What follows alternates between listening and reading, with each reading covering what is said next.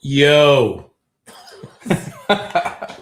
Oh, We just started off with Hey guys, how is it going? Scott Hardesty here. I'm with Brad from Generation Ebikes, and in today's show, we're going to be. Is this a show though? I would call it a show. I don't even look It's like a gun show. according to that thumbnail, it's a gun show. Just think how many people have like clicked on this and be like, I'm very I disappointed. didn't know those guys were that big. Yeah, and then they look and they're like, oh, Wait a minute. They're not. I think if somebody's like podcast, there we go. It's not it's a podcast. Yeah, I guess. It's definitely a podcast. Let me see. Oh, we already got messages here. I gotta see what's going on. Okay, so Easy's missing the show. Tune Master G. Right? Talk won't be the same without you. Michael's, look at this. You already got guys on here just hanging out. AI. See, I think that's what AI should be used for, because the funny thing is, when I met my wife, I'm like, I used to look like that. And she's like, I know. used to is a key word. Yeah. She's like, yeah, you used to look like that. Yeah. And I'm like, you are welcome. That is no longer. And you know what? If I just change this, none of them will ever see any of her. There you go. Right. And so as far as they know, that'll be that's what we look like. That seems legit. Right. I'm done with that. Hey, road trip buddy. Good evening, gents. Brad came up to bring me the new Rabid Ebikes, the whip, for me to review. So, dude, you drove all the way up. Check this out. He drives all the way up from Colorado on Friday. Takes off at like 2 or 3 in the morning. Yep. Right. Made it here by like 7 o'clock at night. Then we unloaded the bike, because not only do I have the whip here, but we also have the Wolfhound. Yep. And so, hey Gary, how are you doing? So Gary? Tomorrow, I went ahead and I did the specs and everything like that today, and the specs are legit on this bike. So tomorrow's when I'm actually going to do the road test. But this is also Brad's first time to Chicago, so I have been taking him out to the best food places ever. And then he realized that my wife makes the best apple juice. Would you agree? By far the best. It's got me all choked up. That's the best apple juice I've ever had. It's by far exceeded my expectations. Yeah, it's very pure apple juice. It's not bad at all. Pure apple juice. Oh no, I do better when I put my glasses on here for me to see the screen. Right? Yeah. So we figured tomorrow I'm going to take it out on the road test, and matter of fact, I'm going to review them both. Right, because the Wolfhound, it has the same specs as the whip. Yep. It's just a 26-inch version. So the fun thing is about this review that I think is going to be more interesting is that we will be able to, when I'm doing the sand test on the whip, he's going to be right beside me on the Wolfhound. So we're going to see, and I plan on doing the same thing with the whip and the Wolfhound as I did with my last video with the Magician Atlas, where I went a mile in the sand on that thing, and it just kept going. So that's what the plan is. So he'll also do the Hill of Doom. We're going to be doing that because this bike has it goes from 143 to 200 Newton meters of torque. So of course it's going to go on the Hill of Doom. God, I just hope there's not a bunch of freaking geese on there, dude. It's so gross. We should be able to catch one on the way by. We should run one over. I would like to do that, but my wife would murder me if I Well, did the that. other nice part is we're basically the same weight. So when we're riding them, you'll see a pretty good comparison between the two bikes. Yeah, because and the 26 versus the 20 Yeah. wheels. And it's not like we're like, I don't see us. I mean, they're the same. I don't see us drag racing them or anything. But maybe if we get to a place where there's like not people, right? If it's possible to find a place. So far, in I've 2 never point- seen a place with no people, dude. I know, right? Like I see right here where where's it at? Boom, right there. Jeff Gabois, is the weather getting nicer there? And look, today was like 60 degrees, but when we went to lunch, it was not 60 degrees. We were not dressed. We were dressed for 60-degree weather, but when we got out there, the wind was blowing. I felt like it dropped. So let me see tomorrow's weather. I mean, it's 42 degrees right now. Tomorrow's high is supposed to be 61. Right. And today's high was 65. But it's funny, right? Because, I mean, you live in Colorado. The sun's out, yeah. Yeah, so I could have like a 29-degree day that I feel like's warmer. Right. And then like 60 today was cold. It was cold. That wind was just not getting it. So apparently some people know you, Brad. I don't know what you're talking about. Amy Twist. Brad doesn't know how to not drag race. Yeah, but he doesn't get to do it if I don't give him the opportunity. That is the deal. So we will definitely see. What do we got here? Jumping in to say that the size and speed of these bikes hits all the requirements. There you go. Now we can't talk about Rabid without literally talking about Escape. Yes. E-bikes. And I know Gary has an Escape. I had ordered my Escape, and then I heard notification that they're not going to be producing the Ranger. Right. And that's what I had pre-ordered. And so I ended up talking to Joel, and Joel's like, yeah, dude, it's not going to happen. We'll just get your money back. And that's what I did. So the bummer part was, I was like, dang it, man. I wanted to review and own a bike that was going to be a 20-inch with the Bafang setup and all that power and the dual batteries on the tube.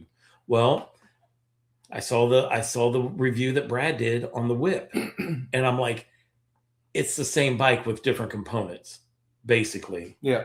Right. And the funny thing is while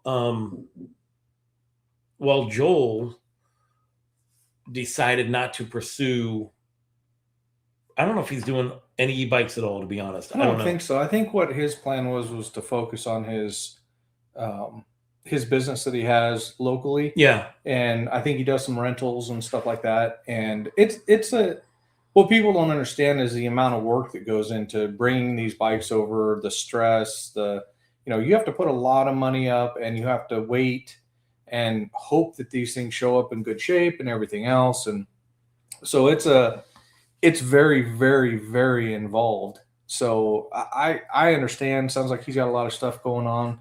Super great guy. I actually have one of his bikes that showed up right before all of this stuff, was a possibility with Rob at Rabid. So it's been great, and I wish him all the best. And hopefully he comes back and gets some bikes in and stuff. But I understand if he chooses not to too. But so the good thing is that Rabid's filling that space. Yes. Right? Rabid e-bikes filling that space. They're buying more bikes. They're coming out with new ones. So they're going to fill that niche that Escape can no longer fill.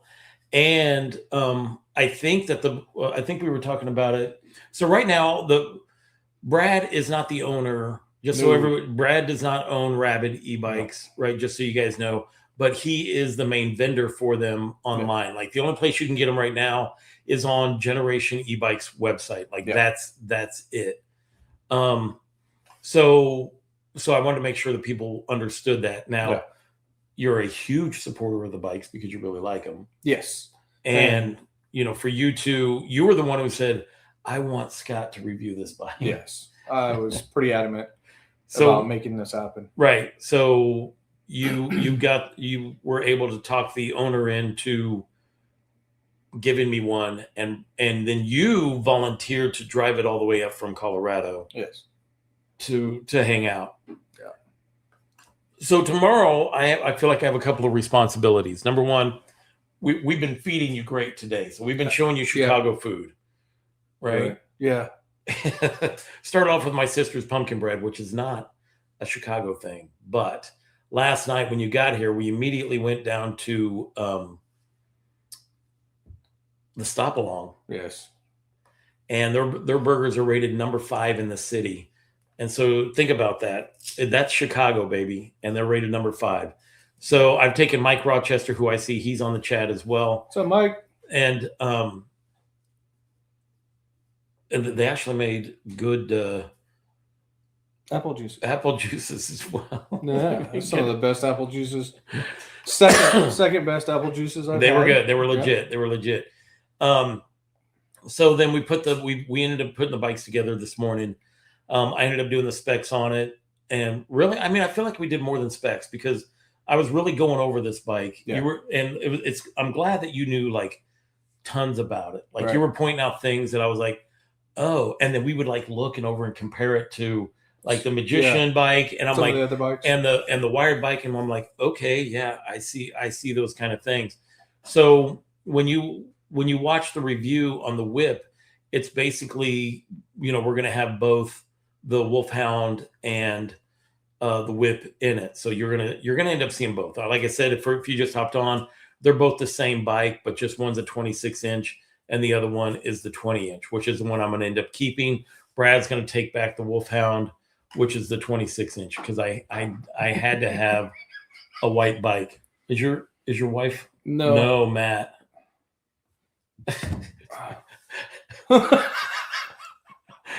Matt from Electric All Wheels, like he's watching. He hasn't commented. We know you're here, because he keeps telling Brad to uncross his arms. Because I don't know if you guys saw the Bike Talk image. Dude, you know how long we had to cut carbs in order to take that photo? We had protein. Hamburgers. Yeah, we had so much protein to take for, we're just every day that you've been here has been arm day. Oh yes, it's 100%. 100%.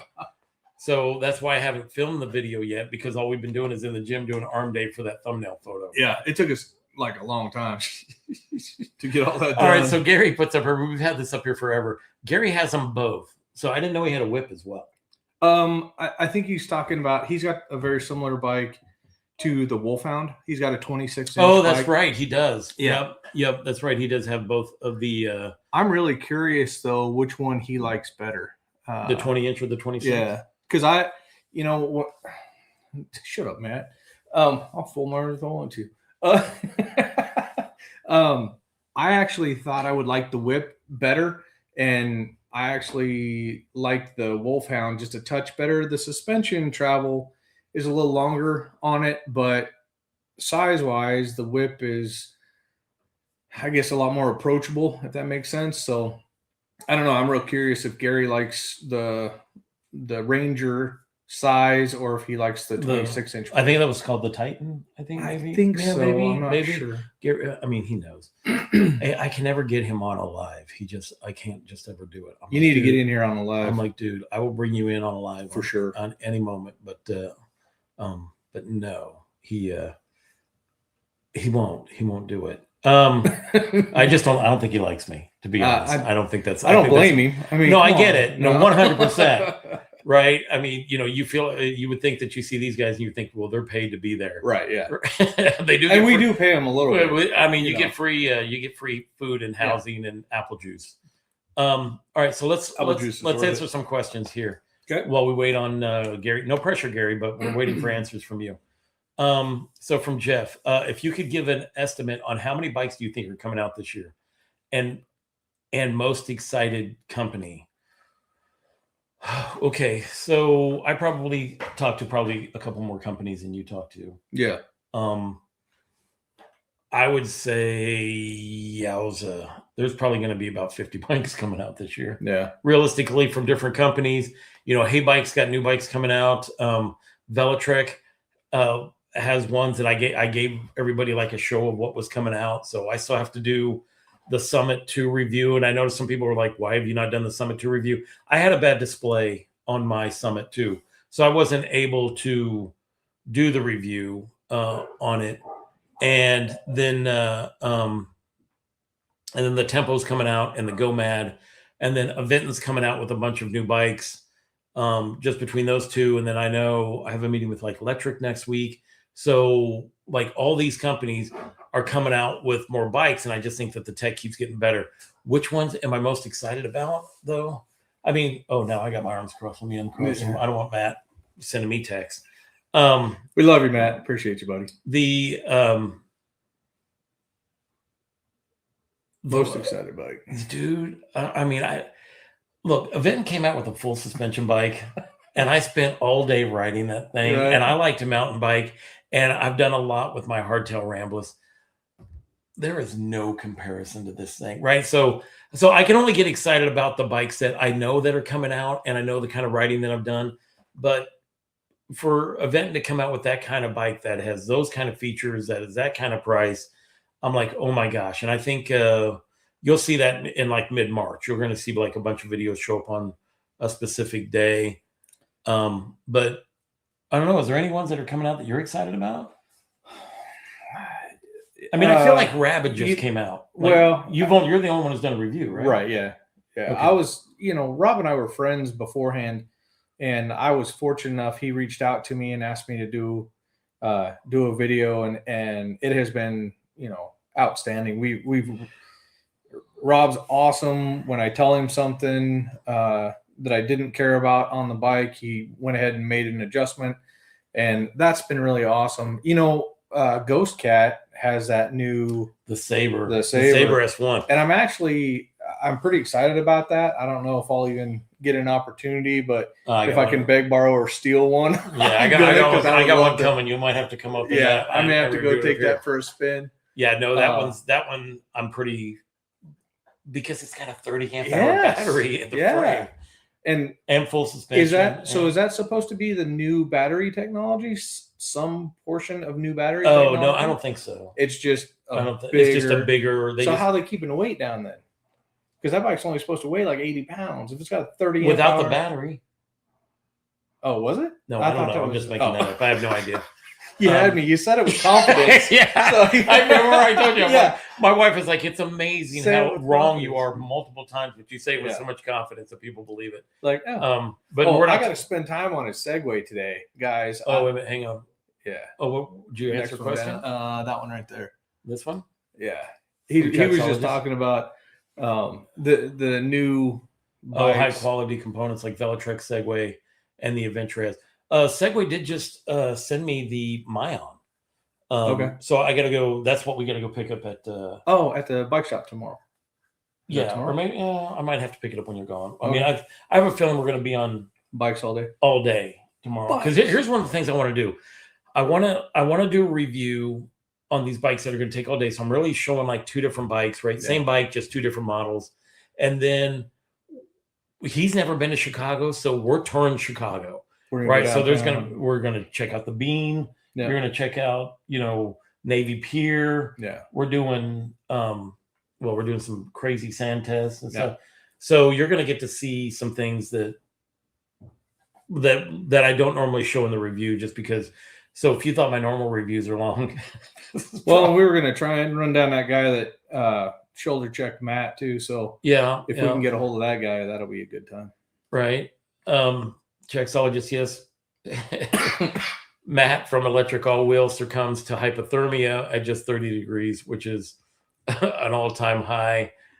For those who don't know, I did a cameo in Tim Chipman's The Shoot the Chit in his recent video. So I do like collaborating with other people. Do you hear me, Gary? I like to collaborate with other people, right?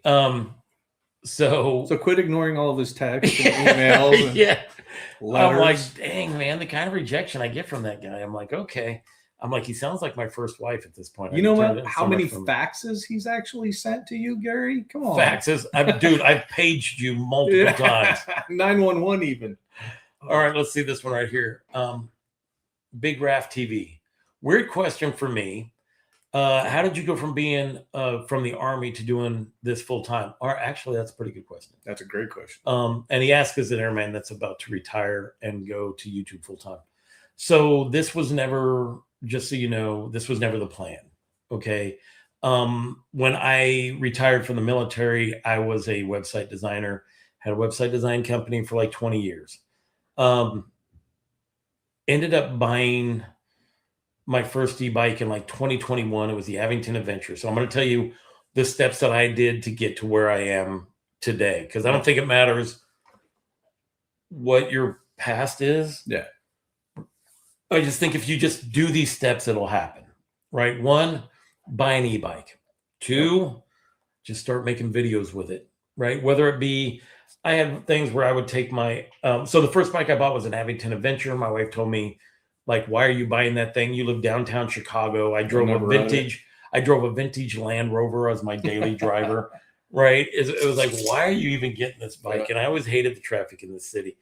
And I'm like, look, I just think it looks cool. I'm going to buy it. And so I purchased this bike, and then I ended up putting 1,300 miles on it. Then I did like 20 to 25 videos of just doing different stuff, riding with my friends, doing a sand test, taking it mountain biking, crashing it multiple times. All of that was on film. And then just oddly enough, like a company reached out. I think it was Multi-Joy. They were my first one. And they're like, hey, we have this 26-inch fat tire e-bike. At the time, I think it was like a $2,000 e-bike. And they're like, if we send this to you, will you do a video on it? And I remember looking at my wife. I'm like, babe, these guys are going to send me a $2,000 bike. And all I got to do is make videos of it. Now, the funny thing is, fast forward 3 years, and I'm like, the bike is not the payment. It is not even close like, to the payment. Like the bike is not the payment. Without the bike, I have nothing to review. So, I mean, that's the only value that bike has at that point. But doing these videos, you learn very quickly. You learn kind of that it is not payment. Yeah. The bike is not where you. So, like, if you jumped back in time and started looking at my original Adventure One videos, please don't. Because I think they're, don't do that. Oh my gosh, right? They're, to me, and now at this point, I feel like they're like terrible, right? But when you're starting, they're fun, they're exciting. You're just doing it, guys. All you just look, just hit record whatever, upload it, and then do it again. Yeah, and get better. Right. I just hit like 500 uploads, 500 videos. Right now, not all of those are full-length reviews. And a matter of fact, that my reviews have become like a monster at this point because I cover so much. And that was because when I first started, I would do one thing, and then I would come up with an idea, and then I do the same bike with the video on the next thing. And somebody would ask a question: well, how does it handle in the sand? I'm like, well, shit, I don't know. I never tried to. Right. So then I would do a video on how it handled in the sand, and then somebody asked, well, how does it do with braking? Yeah. Well, I don't know. How far does it go? I don't know. Right. So then I kept having to do these multiple videos on a certain bike. And now it's come to where I try to cover it all in one video. I think that one's mine. That is fantastic. That one is mine. New apple juices. These are. Oh, these are just root beer. This is just root beer. It's just root beer. That's all you need to know. But mine, look, I need this kind of thing because I have caveman features, right?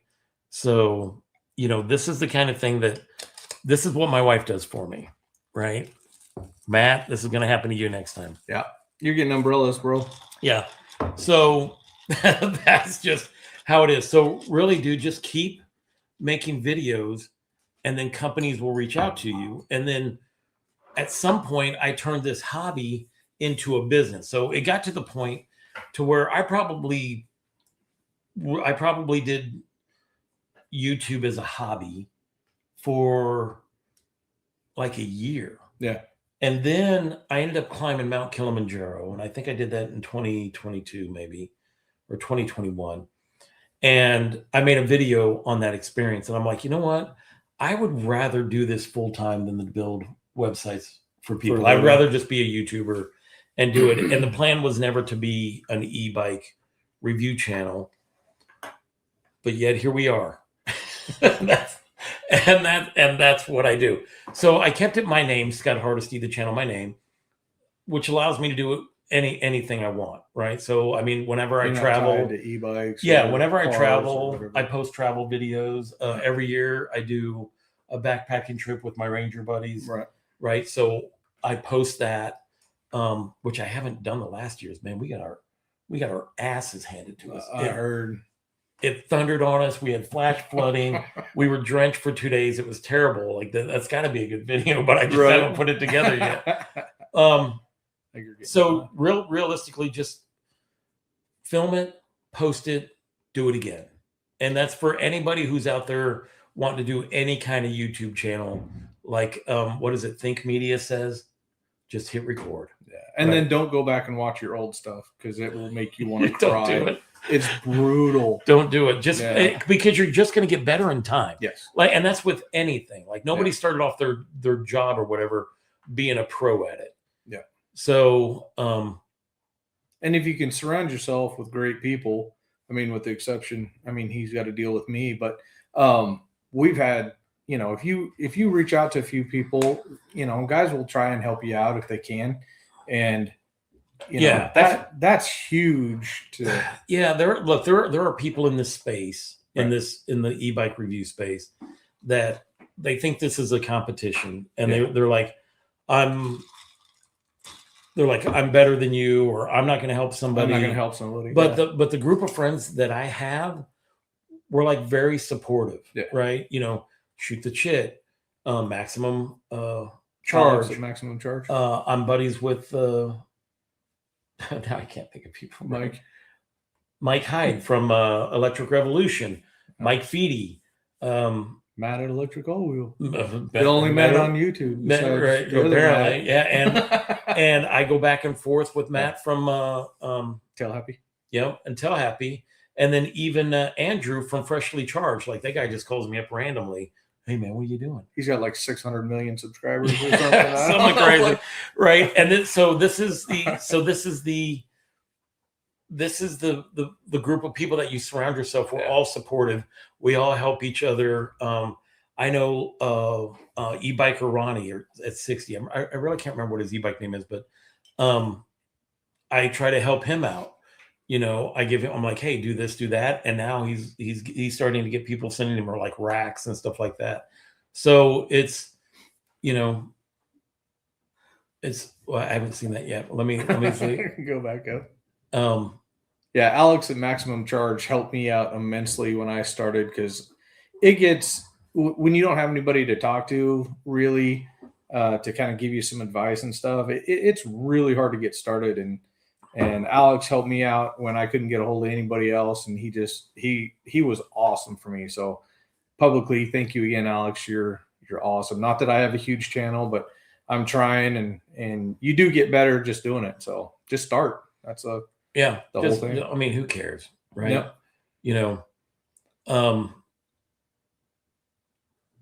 Czechsologist, and he's like, he's 56. Actually, I turned 58 this year, and I retired back in 2012 when I was 42. So if you jump onto YouTube right now, you're going to be way ahead of me in when it comes to the review stuff. All right, so yes, are you coming out with a review of the new Velotrek Summit 2? You just missed it. I talked about that. I do have the Summit 2. I have a purple one because I love that color. And mine had a bad display. So I'm waiting for the display to show up, and then I can do the review. The bad part is I'm also going on vacation. I'm going to be on a cruise. So now I don't know when the Velotrek Summit 2, I don't even have the display. So it's going to come out at some point. It's a beautiful color, by the way. I know it looks good in person. I was like, perfect. Wait a minute, which I saw something about my Summit 1 somewhere, because I pimped that thing out, dude. Oh, here we go. Boom. Did you get tires for your Summit 1 converted to tubeless? I did. Yeah. And we used the stock rims to do it. So it is possible, but that was on my Summit 1. I'm probably going to try to see if we can do it to the Summit 2. once I saw that it had an air fork, I was super pumped about that That was really nice. because that first review I did with the Summit one, I blew Yeah. the forks right out of it on some jumps. Or just Almost jumping. immediately, right? Yes, not long into the. I was like, wow! And it also had a nail in the tire that I had flat out in, and the tire didn't go flat. So yeah, that was. Were they thrilled about that video? 100% no, they were not. They're like, are you gonna post? Yeah, they're like, are you gonna post that video? And I'm like, yeah, these are real world reviews. This happened. But the way that they were so cool about it, because they're like, well, we would like to send you another Summit, and you send back that one so we can see where the failure was. It right? And really, it was just a bad fork. Oh well. Right, and you can't help that stuff, right? Yeah. So, but the fact that they were like, components, send it back, yeah, so we can figure out what's wrong with it, right? And so, and then they've learned from their mistakes, I guess, or whatever. And they're like, okay, people are like taking this bike out, even though it's not. At first, they promoted the Summit one as an EMTB, and then they realized that was a mistake, right? So this one they promote as a hybrid bike, and because they know that, like, really, if you have an EMTB, that's a mid-drive motor. You know, that thing is now. Am I going to put it against the new Rambless ADV? Probably, because I did it with the last one. So will I end up upgrading the Summit 2? Yeah, probably. Won't leave nothing alone. Yeah, I don't know if you noticed this, but I don't think anybody's caught it on these reviews. But there is a hole in the side of the frame to run a drop, so you can run a dropper seat post in it. Yeah, like nobody's caught that on the reviews, and I saw it like almost immediately. Like, and I'm like, and I've been looking at the reviews. I'm like, all right, nobody's mentioning this. Yeah. So yeah, that's where we're at with that. Rob, e-bike in New England. Scott, before I buy the Discover 3 M, blink twice if they will add a mid-drive to the Summit 2.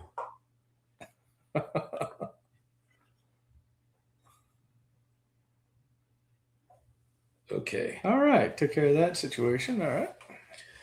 Look, I don't know all the bikes that Velatrix coming out with, but I did have dinner with the CEO and the co-founder back when they were here for Cabda.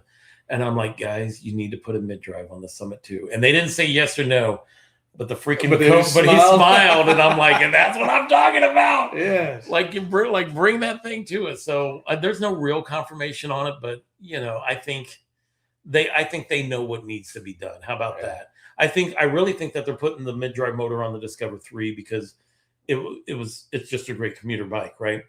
Test the motor out on that. Right. And then because that motor you could put that 100% yes on the Summit 3. What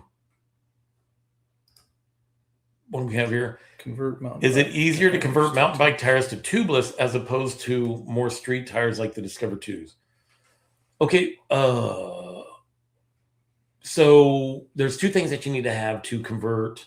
You need to have rims that are ideally designed so they're taped up to be tubeless ready. Yeah. On the Summit 1, they were not. And I took it to the bike shop and I'm like, is it possible to do this? And they're like, well, let's see. They taped the crap out of it and it worked. Oh. But I also upgraded the tires. So not only do you have to have the tape really that will do it. Yeah. But you need to have tires that can handle it. Right. And those tires have a stronger bead and they're made to not have a certain thing. So I did have to upgrade the tires on the Summit 1. Now, is it easier to convert to mountain bike tires to tubeless as to most street tires on the Discover 2s? Unless you are doing single track stuff, I don't feel like there is a need to take a tube out. Yeah. Like if you're riding it on the street, there's no need for the Discover 2 to be tubeless, in my opinion, or the 3, right? So that's just what the deal is. Just so you know, it's 10 p.m. in your time now. Maybe we'll hit with a spring forward tomorrow. Are we spring forwarding tomorrow? That would be nice. That would be. Wait a minute. No, if we spring forward, then we lose an hour. Yeah. Yeah. Whatever. Yeah. Whatever. Oh, here you go. Here's a question for you. Hey, Brad, will there be a step-through whip in the future? I'm never going to say no, but as of right now,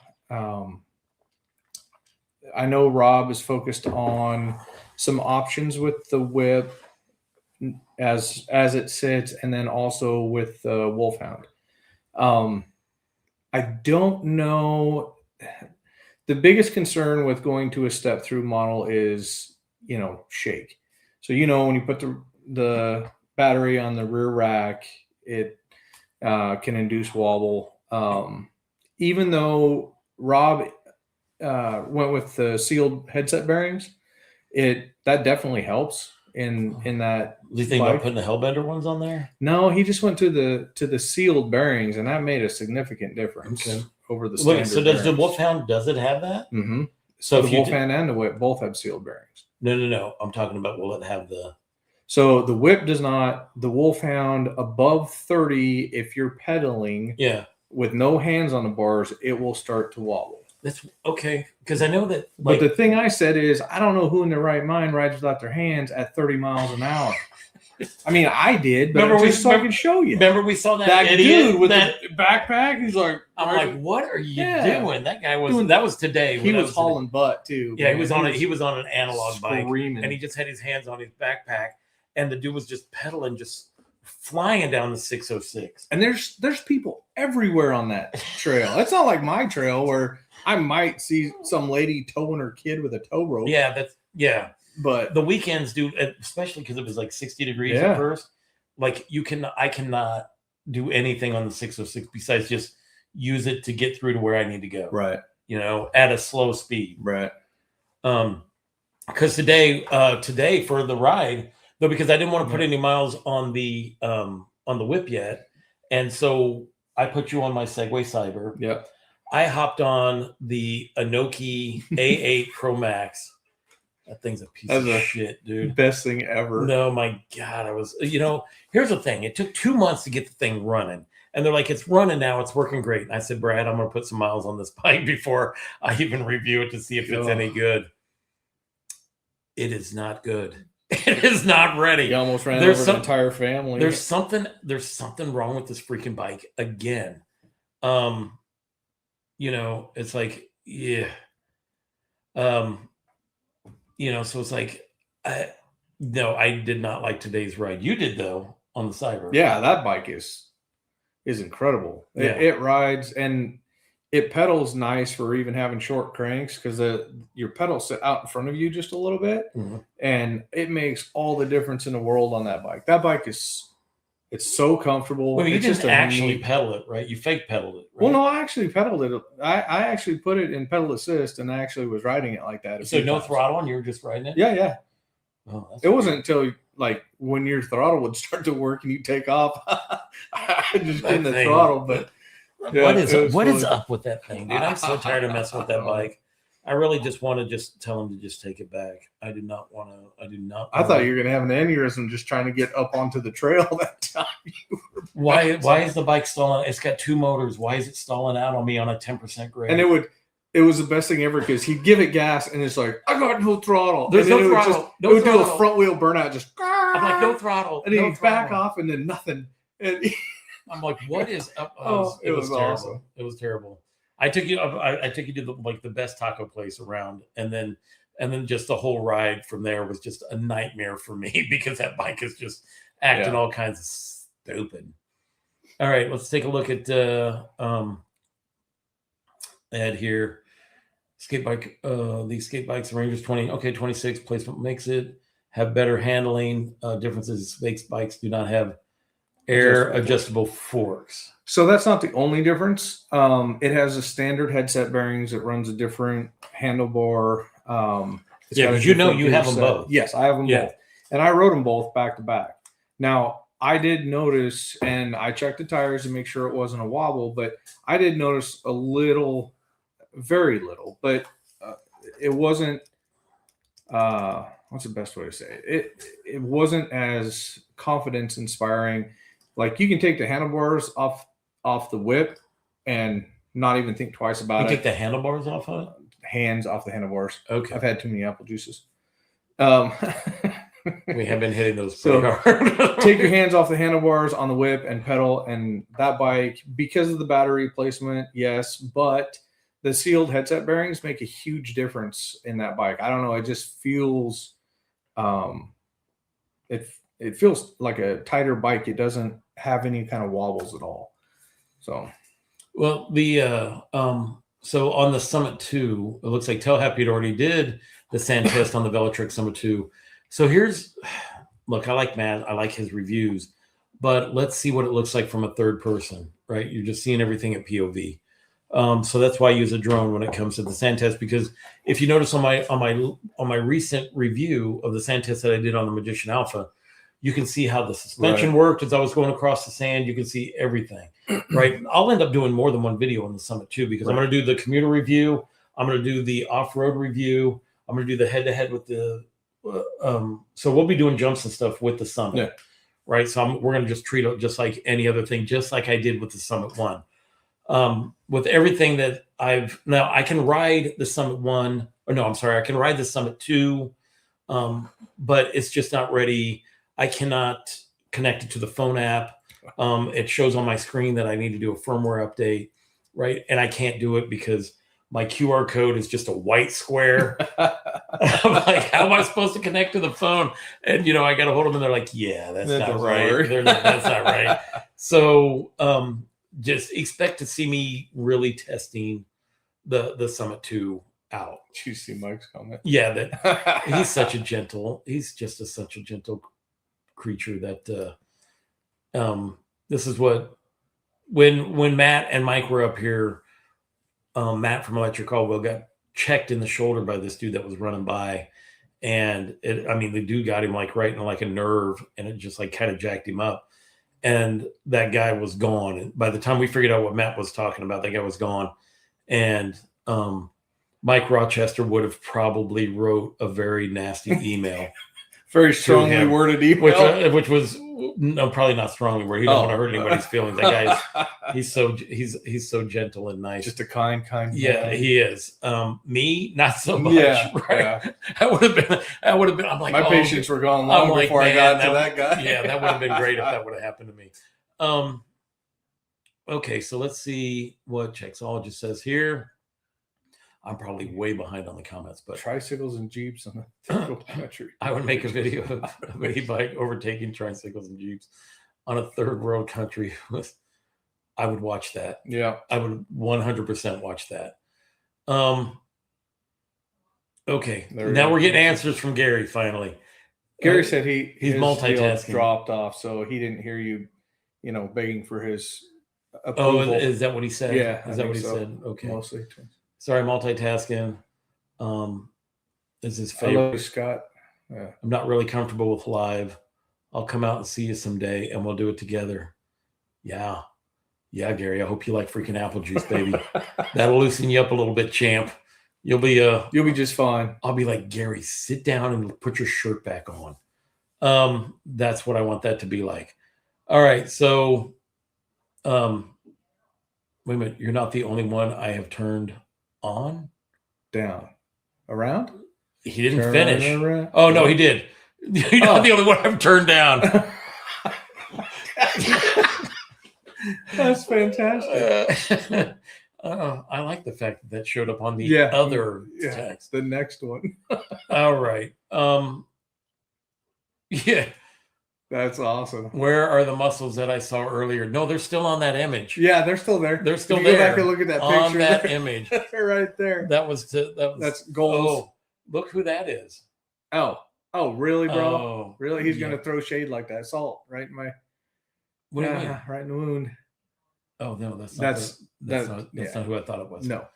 No, it's true. Her brother. Yeah, that's my wife's brother. Oh, give me nice. Wait, hang on. What is this for Matt? Oh, Matt leaves a message. The man, the myth, unless you cut into their bikes, then you're on your own. I don't know when that came in, but that was 20 minutes ago. So man, we're way behind. I have no idea what he's talking about. Look, bro, you're gonna have to start reading faster. Rob he's like, could you hold the root beers up again? Hang on. Let's get rid of this. Oh, there you go. Some very fancy root beers. So my biggest troll and my biggest supporter and my biggest flex is all my wife, right? Like she trolls me with this kind of stuff, and I'm totally fine with it. Yeah. Right. Yeah. See, just rubbing it in. There it is. Let's see. It is definitely apple juice, Ed. Oh. Yeah. That is a really good looking root beer. It is. Sandra, look, Sam, my wife believes, even when it comes to food, that you eat with your eyes first, right? So she'll schmooze up, right? You know, it could be macaroni and cheese, and it's going to look like it came from a 5-star restaurant. All right, here's a question. Do you review 10 speeds? That's my favorite. Do you review 10 speeds? No, I don't have anything that's 10 speeds. I don't.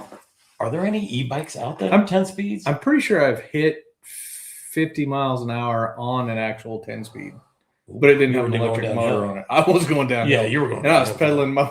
I've seen your legs. You were going downhill, bro. Come on now. You know, that might have been 40 pounds ago, but wow. Wow. Mike Rochester, yeah. Wow, not naming me as a friend. Now I'm going to turn this off and go watch Nigerian Basket Weavers. If you want to be friends, okay, so, all right, Mike Rochester, here's the deal. When I hit my first 1,000 subscribers, Mike Rochester reached out to me and congratulated me. Now, at the time, I think Mike had maybe 500 subscribers. But to have anybody in this field, industry, yeah, right? Is this an industry? I guess it is. It is. Right? I mean, anybody in this field reaching out to you when you're that small. Thanks, bro. Dude, you're here on a live with me. Right? I mean, you had to drive and pay me a bike. But you're still here. Yeah, bribery still works. I mean, Mike did it without doing that. Yeah, but you weren't around when I hit 1,000 subscribers. So Mike reached out to me, and then we just became friends, and now we're like lifelong YouTuber friends. So best friends. See, I emailed him and he ignored me. What did you email me? Mike Rochester. Oh, well, I told him to. He doesn't care. No, it was just you. Man crush. Yeah. That's fine. I mean, I'm just saying. You know who reached out to me? Oh, Road Trip Buddy gave us $2. Oh, nice. Thank you, sir. Thank you. I actually had Matt from Electric All Wheel reach out to me, and his advice was now get 10,000. So I appreciate you, bro. When you hit that support, I had to, instead of like congratulations on 1,000, he's like, talk to me when you hit 10. When you hit 10, do that. But no, man, that's how you know you're friends, when you got people supporting you like that. So thanks again, Matt. I appreciate you, man. All right, what is this one? Another one about the Summit 2. That is seem to be a hot subject. Because it's a great bike. I don't know you haven't. Well, I have a lot of bikes that you haven't. I was going to say that you have a bunch of bikes. I do have a lot of bikes. Yep, right. For me, you're going to wait till the Summit 2 for your very first e-bike. Had to wait patiently for e-bike technology and reliability to improve. Yeah, I get it. Right. I mean, the bikes do seem to be getting better every year. Yeah. The tech gets better. The support gets better. I mean, now Velotric has over. Like back when I started reviewing, they only had the like amount maybe of bikes they have. Not that the models, but they were just like new to the U.S. Right. And now they have like over 1,200 like service centers. Oh wow! Holy moly! Yeah, no, they've grown like I'm gonna say that in my I'm gonna like I always forget like that part. Right. So I say that, but I'm gonna try to remember to say it in the Summit review or the Tempo review or whatever. Service is such a huge part because none of these bikes are made, to last forever. Yeah, and some of them have in the U.S. and some of them have. So bad trying parts. to talk to people, like the Summit 1 that need or the display that I need for the Summit 2. So being able to reach out to a company and have them answer their phone and try and help you, it may take a while because it may take some, get some parts or whatever. But man, if you can talk to somebody and get that stuff and their service centers or whatever, that's so awesome. Which that brings me to Rabid Ebikes. Okay. Look, you guys are crazy new right? Yep. Like you're so new, you have the price tag on you. Like I Yeah. can take you back to the store and get a refund. Right. Yeah. Right. That's how new you guys are. So, and look, every bike company started off that way. Yeah. And I'm saying you, but you're just Generation E-Bikes. You're Right. not the one who owns or operates Yeah. Rabid Ebikes. So what do you know? Like but you know the owner and you're Yes. friends with them very close. Yeah. What is their plan? Because customer service is such a huge thing when it comes to after sales, right? Things go wrong, all of that kind of stuff. Who's providing The the customer service and support? everything. Like who is doing all that? So Because we haven't had that conversation. I don't know. So Rob himself handles the warranties and stuff, but everybody. So Generation E-Bikes is the point of contact. When you buy a bike from us, you call us, you get us on the phone. So you're either going to talk to Michelle or myself. And who's Michelle? So Michelle is my wonderful, beautiful wife. She is. I've seen photos. She's very pretty, and Booyah. she is absolutely.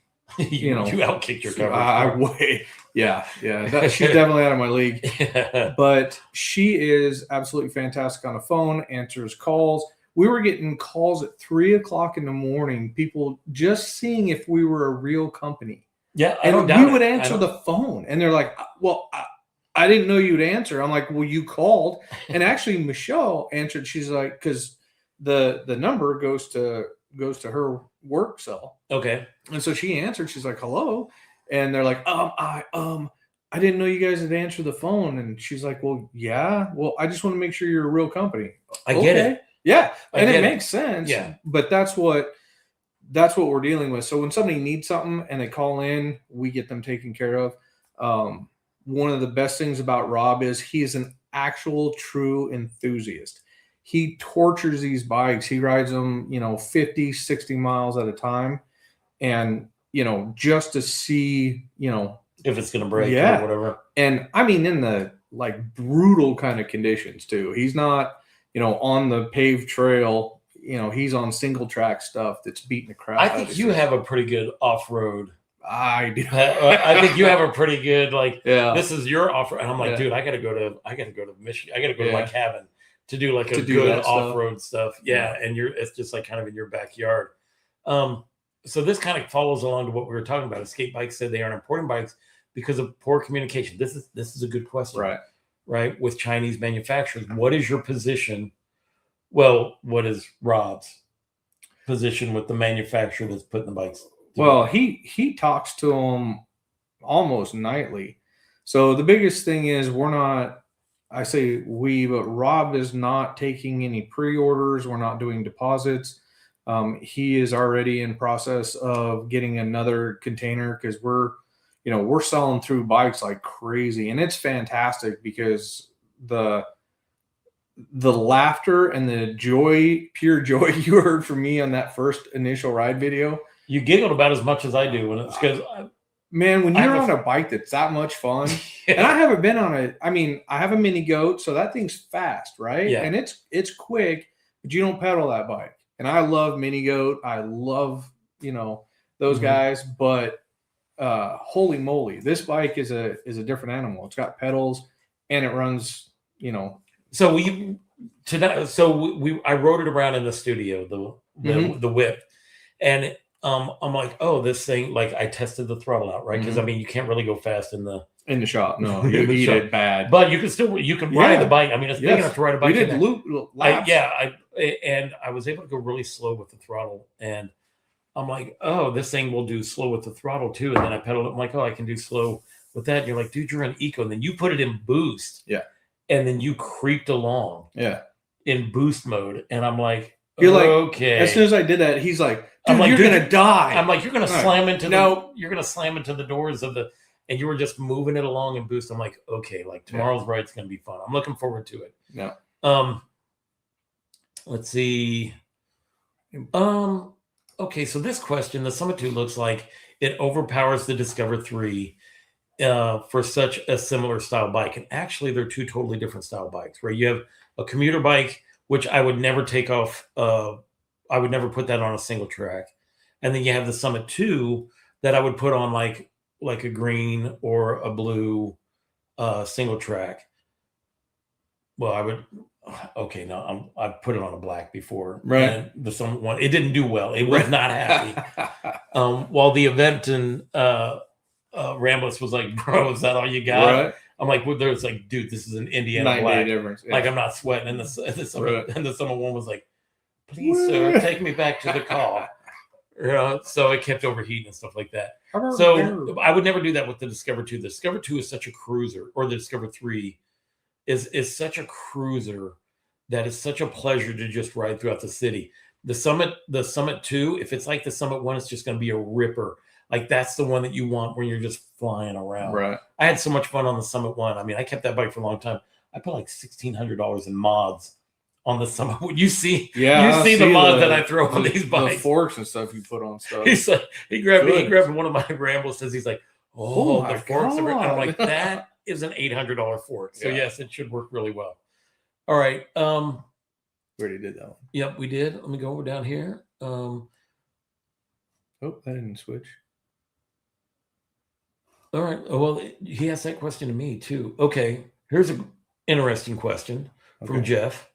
Scott, if you could do an update to Aventon's ACU, which is their event control unit. So that one, that's the thing that we kind of talked about where I said the rear hub locks. Right.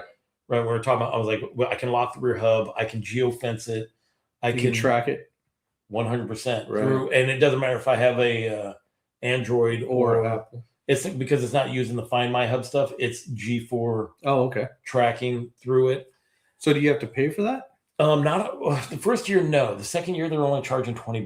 That's pretty cheap right. And some people are like, well, I don't want to pay for a subscription. I'm like, dude, it's $20 to locate your bike. I still pay for my Planet Fitness thing and $23 a month, and I don't even use it. We ride by it and wave. I do. I'm like, wow, you guys. I belong there. Right. I'm like, hey, so. Well, we did Arm Day there 4 days in a row. Oh, clearly that's what the photo shows. Right. Mm-hmm. So, gosh, though, improvements on it, that's kind of crazy because it notifies you if you touch the bike when it's not moving. You can shut it down. Like, you can make it to where you just make the geofence in whatever area it is. So if somebody steals your bike, you know where it's at, and you can just make it to where it won't be able to use the motor and stuff. Man, I don't know. Dang it, Jeff. That's a good question.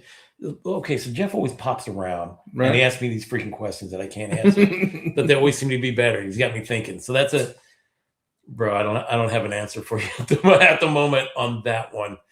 That is a good question though. Let's see. Oh my gosh, we are so far behind.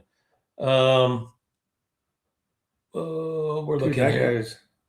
Marshall is just came through 43 times. Yeah, well, well, sometimes your phone glitches or whatever, something like that.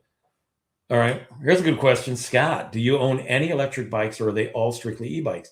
And they are all strictly e-bikes. One of the funny thing is that I didn't really ride a bike for like 40 years before I bought the e-bike. I think when I was married to my second wife. I know. When I was married to my second wife, we had some bikes and they were analog bikes, but we just like ride them around for like a mile or two with her kids. Right. So it's not like we went far with them. And then, well, that didn't last. And then, so the bike or all of it, all of that did not last. And so I ended up not riding. Realistically, I didn't ride bikes for like 40 years. I used to ride BMX bikes when I was younger. Loved it. Did all kinds of cool stuff with it. And then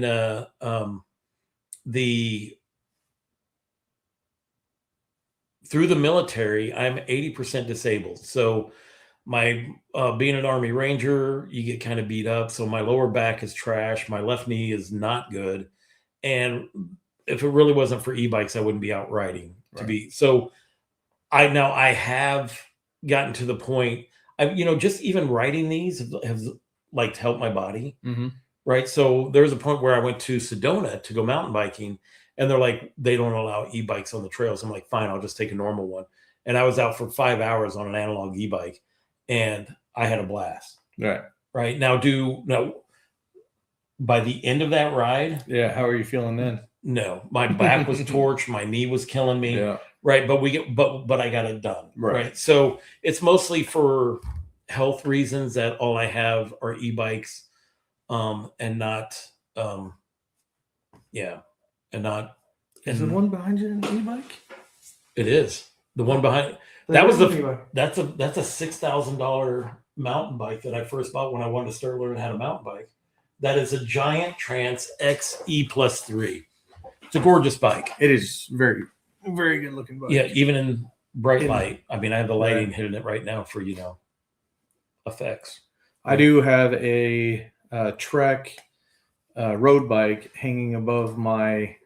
So we all have just our bikes. It's literally hanging above my toolbox in my garage, and that's where it will stay. But that's not an e-bike. No, it is just a carbon fiber. Yeah. Yeah. Uh-huh. My wife keeps yelling at me to sell it, and I will not. The funny thing is, I was talking to Run Bike Mike, right? Mike Mitchell. And I was like, dude, I might as well just sell this bike. I never ride it. And he's like, oh, what bike do you have? And I'm like, yeah, I paid, $6,000 for it. And he's like, dude, that bike's worth like $2 million. And I'm like, might as well just leave it on the wall. Yep. Right. Because I can still ride it if I want. Yeah. I mean, it's still very functional. It's cool. It's been modded. Yeah. I mean, it's been upgraded. It'll ride. But for some reason, I just rather ride my event Rambus. What are you saying? Hazer's taking the handlebars off while riding. Oh, that's awesome. I think that's when I was talking about taking the handlebars off instead of my hands off the handlebars. Oh, yeah. No, I saw that one where everything went forward. He just kind of got jacked up. Yeah, that was a rough one. It looks scary. Hey, you guys, give Matt and I a break. It's almost 11 o'clock. The apple juice has been festering in our bodies for a while. It has, dude. It has. I'm not gonna lie. Gaminator. He's talking about how Matt told you had to have 10K. It was like, go for 10K. Doesn't mean anything when you change your niche. Oh, he went from gaming to e-bikes, and now he just gets a few views and hits. There's another guy out there, like the crossover. Yeah, he was a woodworker dude. Something like e-bikes adventures and something. Okay. He used to do woodworking. Had like 20,000 subscribers, switched to e-bikes, and I can't remember. And I just remember watching a video because I was like, dude, how did this guy get so many, viewers? I'm like, okay, how does this guy get so many subs? And then he talked about how he switched it over from one niche to the next, and it's not easy, dude. No, it's not easy. I mean, you're better off just starting your own channel as almost a new channel. Yeah, growing it. Yeah, and I think that's what he said too. So, well, the biggest thing is if you already have a channel, you've already been used to doing videos. So then a lot of the hard part is already done, because not the hard part, because growing a channel is. But changing. Let me put it this way: when the e-bike reviews that I do get way more views than any vacation video that I do, right? Or the yearly, because people follow you based on what backpacking trip, right? So once you build that niche, then making that jump to something else is going to be hard, no matter who you are. And I know people that literally start separate channels, because I was told, oh, you ought to just do a separate channel for your travels and stuff. And I'm like, look, the channel's my name. Like, I can do whatever I want. And really, the only reason I post those travel videos and stuff is, for me to look back at when I'm 80. Right. Or, for my ex-wives to see that I'm flourishing without them. That's awesome. No, I don't think they follow my channel, so I hope not. Right. So that's just for me. What is this? Dude, you can email me. Dude, you email me? Why did you email Mike Rochester? I don't remember. Yeah. I was probably reaching out to see if I could find anybody that wanted to try and help me. Tune Master's in. I don't know what he's in, but whatever. Fantastic. Randy's Rides made it in. He was talking about, he saw one of the old ones. He's like, oh, I need to hop in on the next one. So welcome, dude. I'm glad you made it in. What is this about? For from Dave's Tried to E-Bikes. test bikes in the sand, but apparently when you're Husky like me, you need a lot of motor. Dude, I weigh 225 pounds, bro. Same, bro. Yeah. We're all there with you. Yeah. If you've seen any of my sand tests, some of them you'll see me like pedaling. Oh, stuff, trying to no. And I'm like, oh, my legs are burning. That's a terrible my legs idea. are burning. Right? Because right. Oh my gosh. Yeah. So that's funny. Well, and I don't know if you guys have noticed, but there's not any sand in Colorado, so so I don't necessarily do sand tests. So let me see, who's this? Bonnie Jolly. My manufacturer. That's Rob's wife. Oh, Rabid. Oh, hi, Bonnie. How did they know that you were going to be on here? You posted on your thing. May not have known that I was coming on here. Yeah. To do okay. live.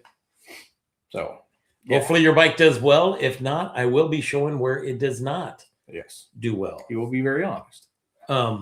But I have every faith because I have tested it and I am incredible. And I've seen I've seen your videos with it. So let's see. He saw a good 3 to 5 minutes, I'm sure. I watched it for the 90 seconds and it shows that your followers follow you, whatever it is, your retention time. 90 seconds. I'm like, that was me. People watch 38 seconds. Yeah, you're welcome. That was me. Thank you. How you doing? Appreciate you. Okay, good. Oh, wait a minute. Hang on.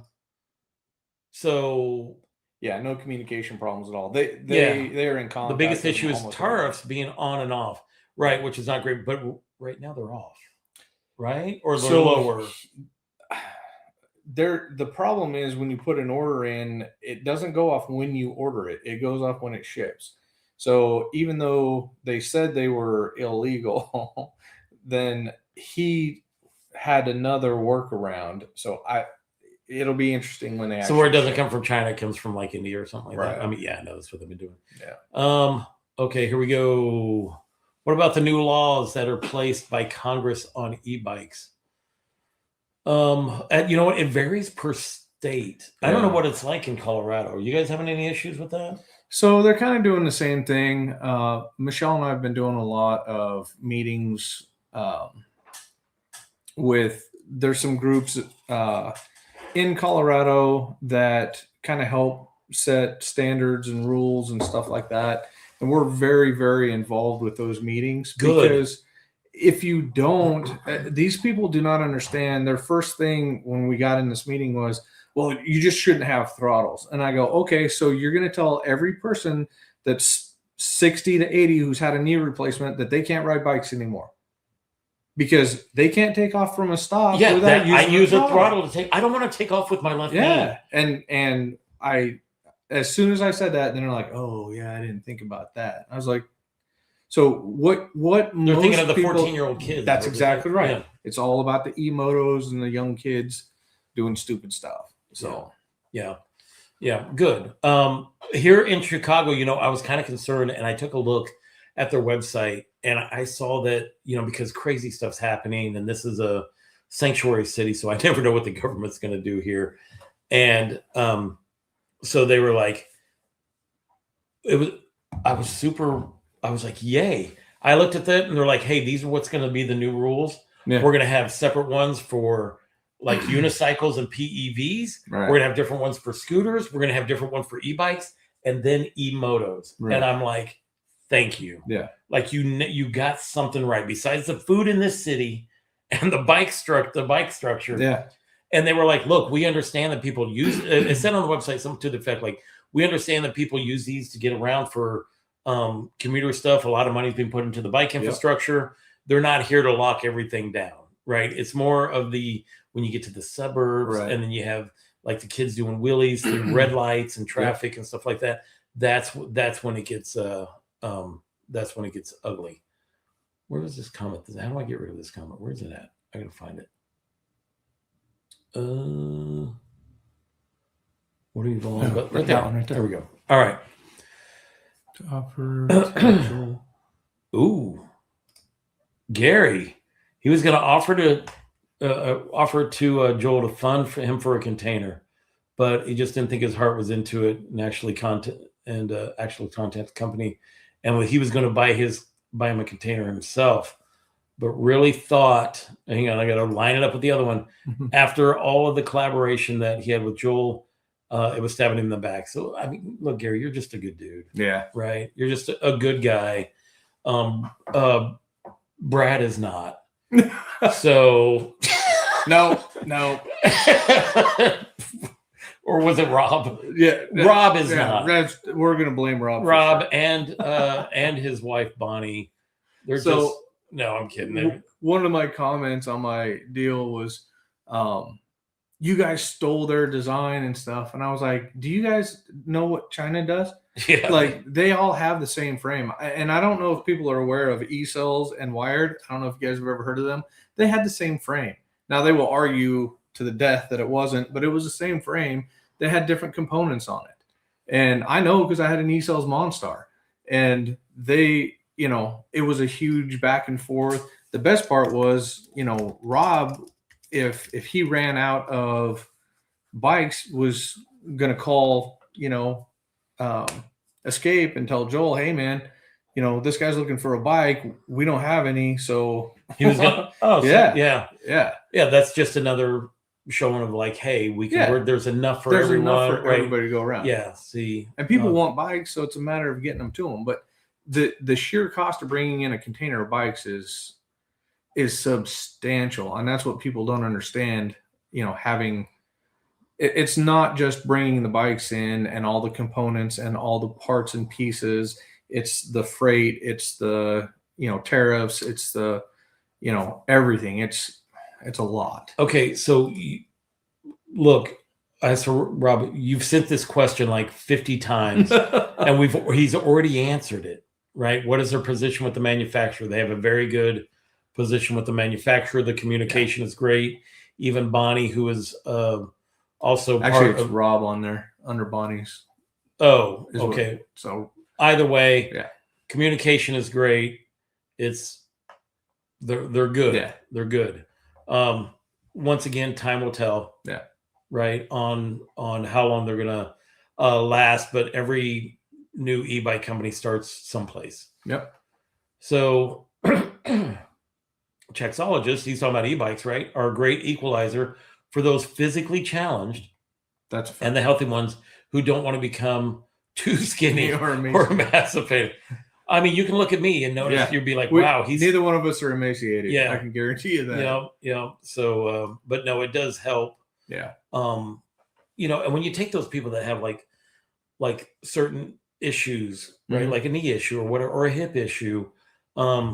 I know my buddy Mike Rochester, he needs a new knee. Yeah.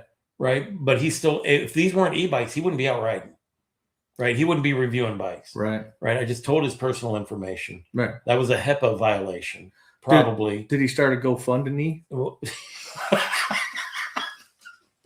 But sorry, buddy.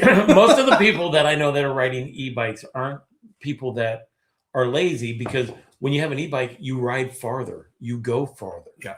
Right. You're out. You spend more time out having fun and seeing places that you haven't been before. Yeah. That's what Michelle and I bought a hay-bike Tyson, and we bought her an XP 3.0 that she still has. I sold my hay bike, but yeah, we had so much fun on those and spent so much time riding around and had, you know, just enjoyed it so much. It was Michelle's idea to start the company, and we just decided to start our own company. And I was like, well, I'm going to start a YouTube channel then, because I'm going to review all the bikes that we buy. So that's kind of what started everything off. But okay, this guy, what do you got? He's still answering. He's still asking the same question. We get it. I wonder if it's a glitch. Might be a glitch. Is it a bot? Like, could be. We're at this point again. 8 billion times at 10:06. Oh, of course. When did I give this answer though? Oh, all right. Again, when did we give the answer again? What? Oh, Brad, you're talking about you don't really have sand, and Bonnie's like, oh, I can find all the sand you want, Brad. Well, yeah, just as long as it's not that sugar sand that we do have that they have in Florida. That stuff is terrible. They do have a beach and lake right down by where my house is, not too far away, so I could do it. It's a matter of getting out there when there's not a ton of people around. So yeah. oh, All right. What's your thoughts on the Magician e-bikes? Do they seem legit? they seem very legit. Dude, my last or dudette, I'm sorry, I don't know what Right. my last review was on the Magician Batch 4 bike. And do they seem legit? Yes, they do. Right. I put that bike on the sand and I went the longest I've gone on any e-bike in the sand without that motor shutting down or overheating. Like I feel like I went longer than a mile. Clearly, Mhm. I mean, I was there and back. Yeah, back again. I went there and back, and well, I didn't go back again. Well, no, I meant back. Yeah, I mean, I went for a little bit till it cut out. Yeah, and then it only, like the other bikes that I reviewed, they're like stop, like I can't handle anymore.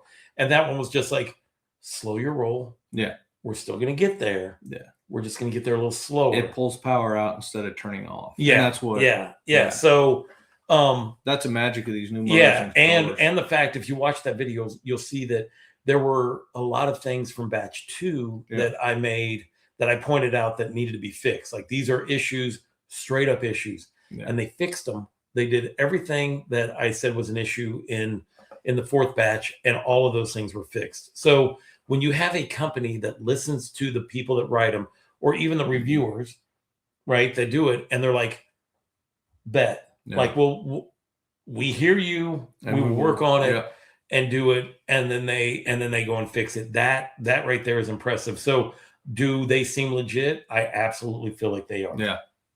from just that small interaction alone. Yeah. Oh, I did see this. New York just got all class 2.5 and banned. Oh no! Like and they were who was it was talking about? It could have been Tune Master, that they were actually enforcing it, right? Wow, that's brutal. Yeah. So yikes. I don't even know what to say to that. That's just insane. Yeah. Right. That's just like totally especially crazy. in New York. What's this right here? Brad, do you have a channel for e-bike reviews? Yeah. Yes, sir. Gaminator. It's Generation E dash bikes. So I do full reviews and everything. I get tens of people to watch my stuff. So tens. You got I get to. It's at Generation E dash bikes. All right. Save. Show. That is his YouTube. Wait a minute, I spelled it wrong. He did that on purpose. Please hold. No, for sure. That is. Why is there an E? No. Oh, no, that's right. E-bike. Oh, I did spell it right. No. Yeah, I did. Okay. It just looked weird because of the. All right, it hang look on. weird. That's not near as funny because that just looks like Generation E. Yeah. Anyway. Yeah. No.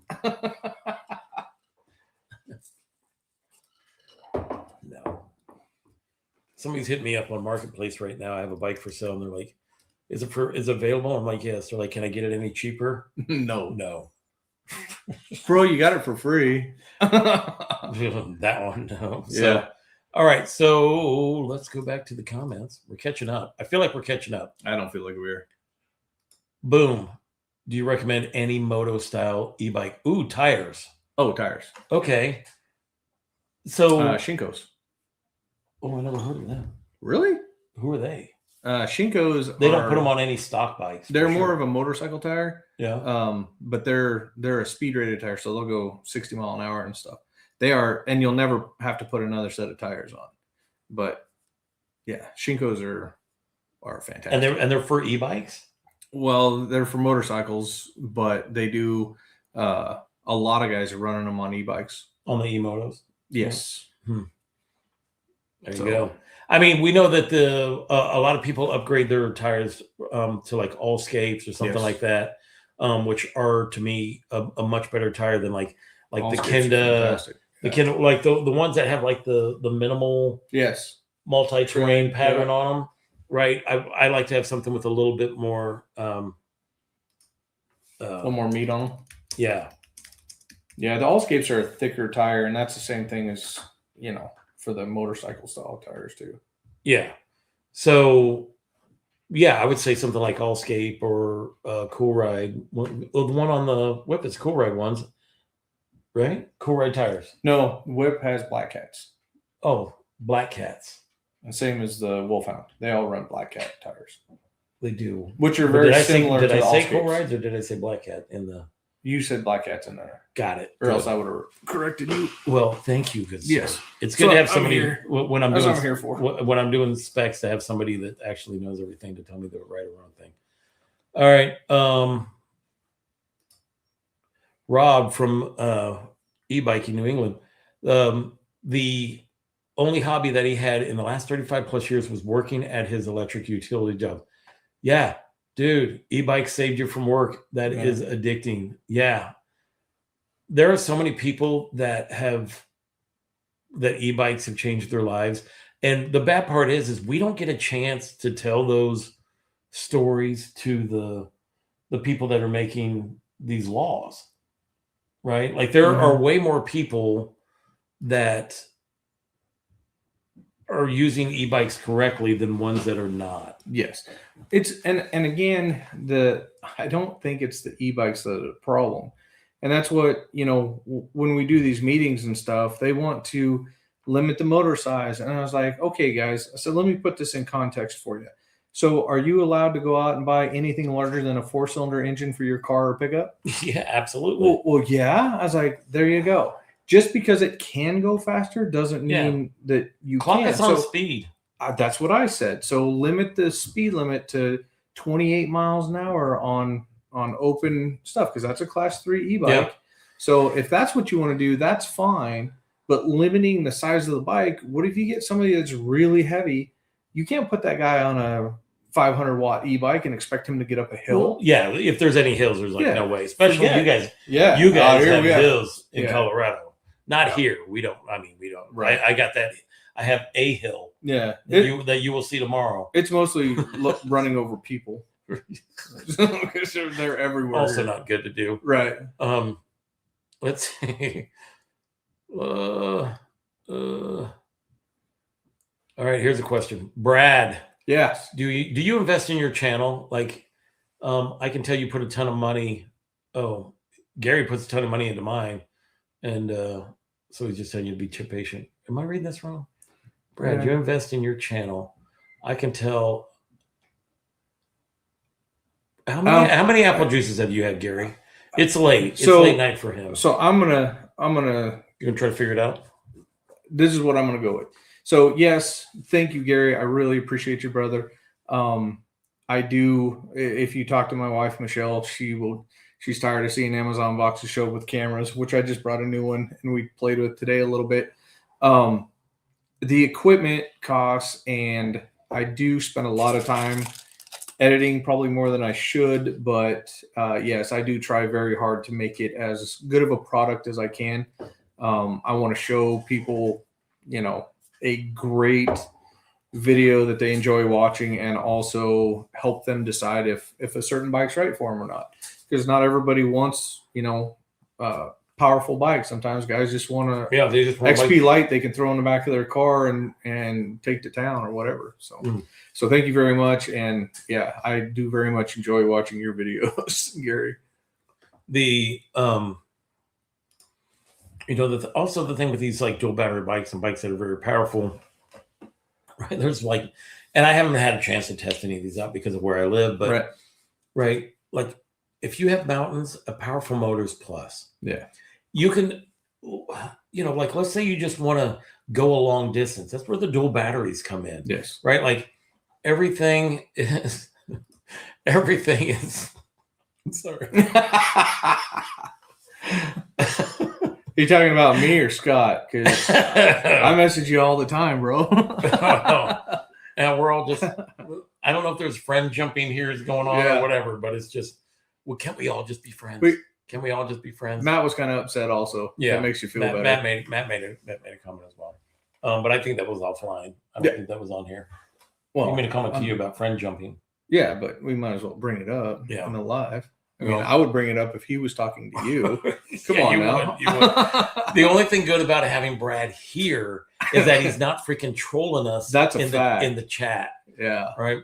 Between Tim and I, we usually put you guys through the ringer. which I do want to point out what happened today. Really? Oh yeah. Right under the bus. Yeah, I told you it was going to happen. Yeah. Right. So he brought me the whip.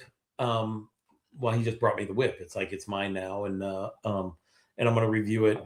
And so part of it was taken apart so that he could bring it here. He brought it in the actually you fit it in the back seat, of your truck of an F-150, and I was like, impressive. Now he took the front wheel off and like the handlebars off, and so we were putting that back together, and he couldn't get the key in, and he's like, oh my god, like I left the key to the bottom frame battery, the main battery, and I was like, bruh, and I'm like, will the battery fit in?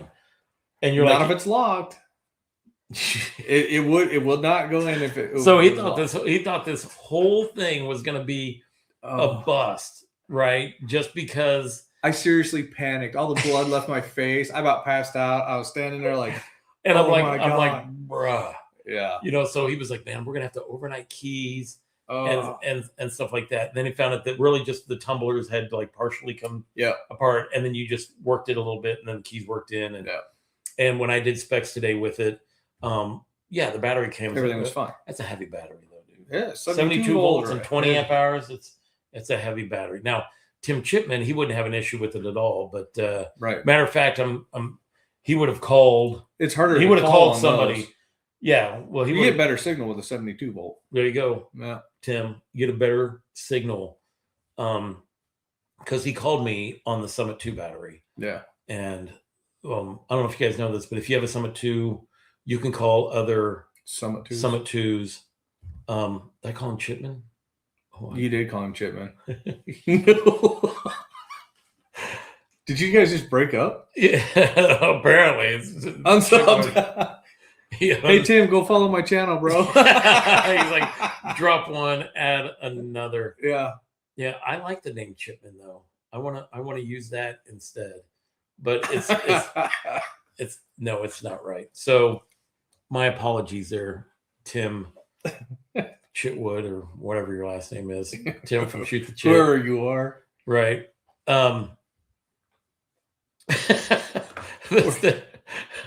Matt's from Electric All Wheel. Poor guy is still frozen.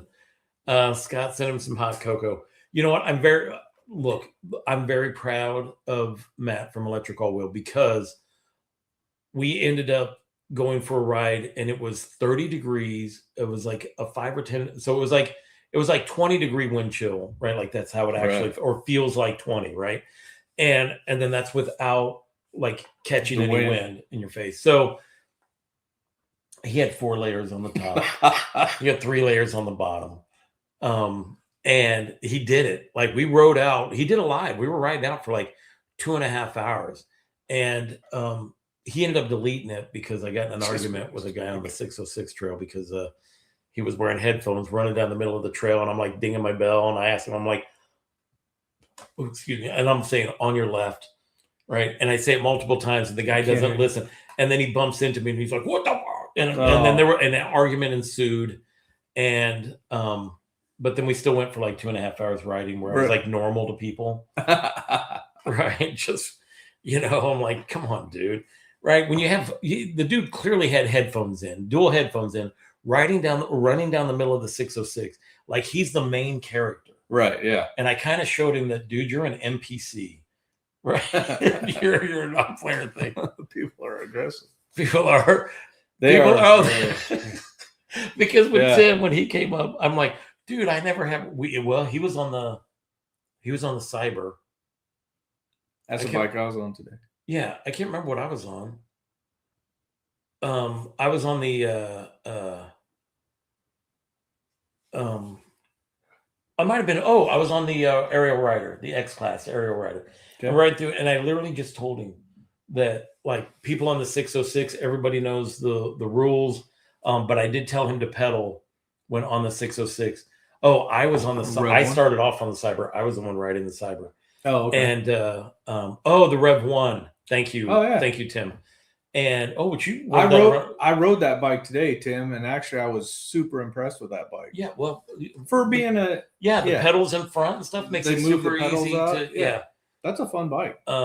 It is. But immediately right when we got on the trail, this guy was. I'm pedaling. Well, I'm fake pedaling. Right. Yeah. Right. You know what that was. You did that today. Yeah. You did that today. And the first thing, like right when we get on the trail, this guy's running. He's just like, WTF. Right. And Tim did just such a great job in his video of just like capturing that and then like added it on the end. Yeah. Dude, it was funny. I told Scott, I said, I'm just here to capture the bike trail. Get off the bike trail. Bike lane. It's a bike lane. I don't do that. Oh my God, it was I don't so do funny. that all the time.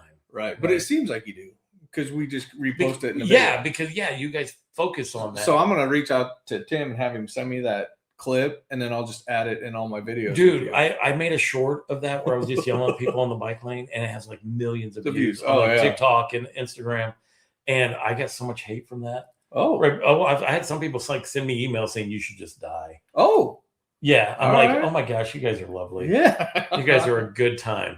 Does it keep liking and subscribing? Yeah, thank you. It's like, oh, you think that's bad? You want to see what's coming up? Yeah. But even my wife was like, dude. Yeah. She's like, I'd rather be. She's like, can I not be married to the hero instead of the antagonist? And I'm like, okay. What is it? Scott, make a bloopers video. It would go viral. So Michelle has been asking me to. When I do videos, I pull out certain blooper pieces and I put them in a separate one. Like you put them in the video. Well, like one of them, I was moving when I got my Monstar. I was moving it in the garage. Yeah, and I had my camera set up. And when you turn that bike on, it started in pedal assist 1 when you turn it on.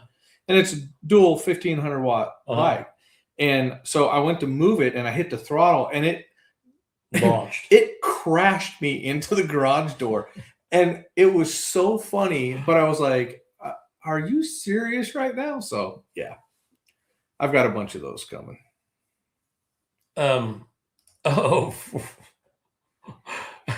Is what he calls you. I think he called me a libtard. Oh, and I don't think I heard it. It was Matt that reminded me. He's like, dude, I think he totally called you a libtard. And I'm like, oh, what? Was Matt just poking the bear, or did he actually say that? No, I think he did say because Rob heard it. Apparently, Rob was on the live, so he watched that. Right. Look at that. Somebody's like, I had money on you. So some people, there were people watching. I mean, dude, Matt like lived the whole weekend. Oh yeah, I know. It was awesome. I mean, it was crazy. Every time we turned around, we're doing a live. It was a fantastic view into what we go through as YouTubers, and to have other YouTubers. So me, I'm a fan of of multiple different people that I've been watching for a long time. So it was really nice to see that on Matt's channel how many times we redo stuff because we want it to be right and we want it to be better. So I thought that was an absolutely fantastic weekend, or at least it was for me, because I got to really get a neat view into what you guys go through. And it's very similar to the crap I go through too. Yeah. All right. So now, why is that not showing up? Gary, Scott, send me an email with the phone number so I can text you at, and I would love to communicate. You would. I asked Mike. I have asked Mike. Mike said that you hate me, and he's like, he doesn't understand why. I don't understand why. So at this point, I'm afraid to send you my number because you're just going to send me hate texts or just these images. Right. I'm pretty sure I have 1 or 2 people that are on my channel that look, they are diehard fans. Because the moment I push out a video, they give it a thumbs down. Dude, those are the diehards. Yeah. Like, and I think you're not perfect. Gary's one of them. Click. Right. And I'm like, wait a minute, are you thumbs downing me or like the bike? Or the video? Yeah. Right. Because I'm like, what part hurt your feelings? Yeah. Like, what did I do that? And no, and I say it's Gary. I know it's not Gary, but Gary doesn't have thumbs. so Right. he's not able to hit the only got the thumbs 4 down fingers. button. Right. I've seen this again. Yeah, I don't know why those are coming through twice. Yep. Or Chexologist, 10,000 times. he's here on everything. Yeah. Yep. We saw, or I heard this that Tell Happy just number one. He tests everything. Yeah. He always gets every. If I get a video out before him, I'm like, this dude's clearly still asleep. Yeah. Right. I'm like, thank you for giving. Did he go someplace? I'm like, thank you for giving my video a head start before you come in and destroy it. Right. When it comes with views. Yeah. So yeah, he does his videos his way. It's very similar when you and Matt were going to go live, and I told you I was going to go live and show everybody me building your bike, and then you said, "Well, we're going to go live, and I don't want you to take all my people." So I did. I very politely that was very nice. said, That was very nice. That I won't go live. I'll let you guys. That was for Matt though. Right. Those lives are on. I his care channel. about Matt. Those lives are. I'm like, do not do he's this a to good Matt. Dude. Yeah. Let him have his moment. It will with his pull lives. everybody off of his channel. Yeah. And I think this has something to do with it, right? They don't like me because of my 32 inches. I get that. And the T-Rex arms, right? I get it. Can't reach the I'm built like a gorilla. I know I am. We're not eating. I mean, I don't fight that fact right there. It would be nice to live in sunny California where you can it would be all year round. It would be where you don't have to do a review in 12-degree weather. What is this? Some of the best reviews for ebook. Wait a minute, Grumpy. I'm a more Clemson fan. I'm a more educated consumer as a result. Yeah, I don't know what I don't know. The random thumbs down have to stop. I really think that's more friends that thumbs down your stuff than it is. Because why would you watch a video and then be like, "Oh no, Mike, I'm going to go through that effort"? Mike Marmo, I've had multiple conversations with Mike. He and I talk every day, right? And he's like, and he has the same thing. And I'm sure every YouTuber has the same thing of that person that's just going to thumbs down you immediately because they're holding some kind of grudge, or maybe it's jealousy or whatever, right? And probably will. Yeah, I just saw that too. I got to quit looking down at the comments as we come in. But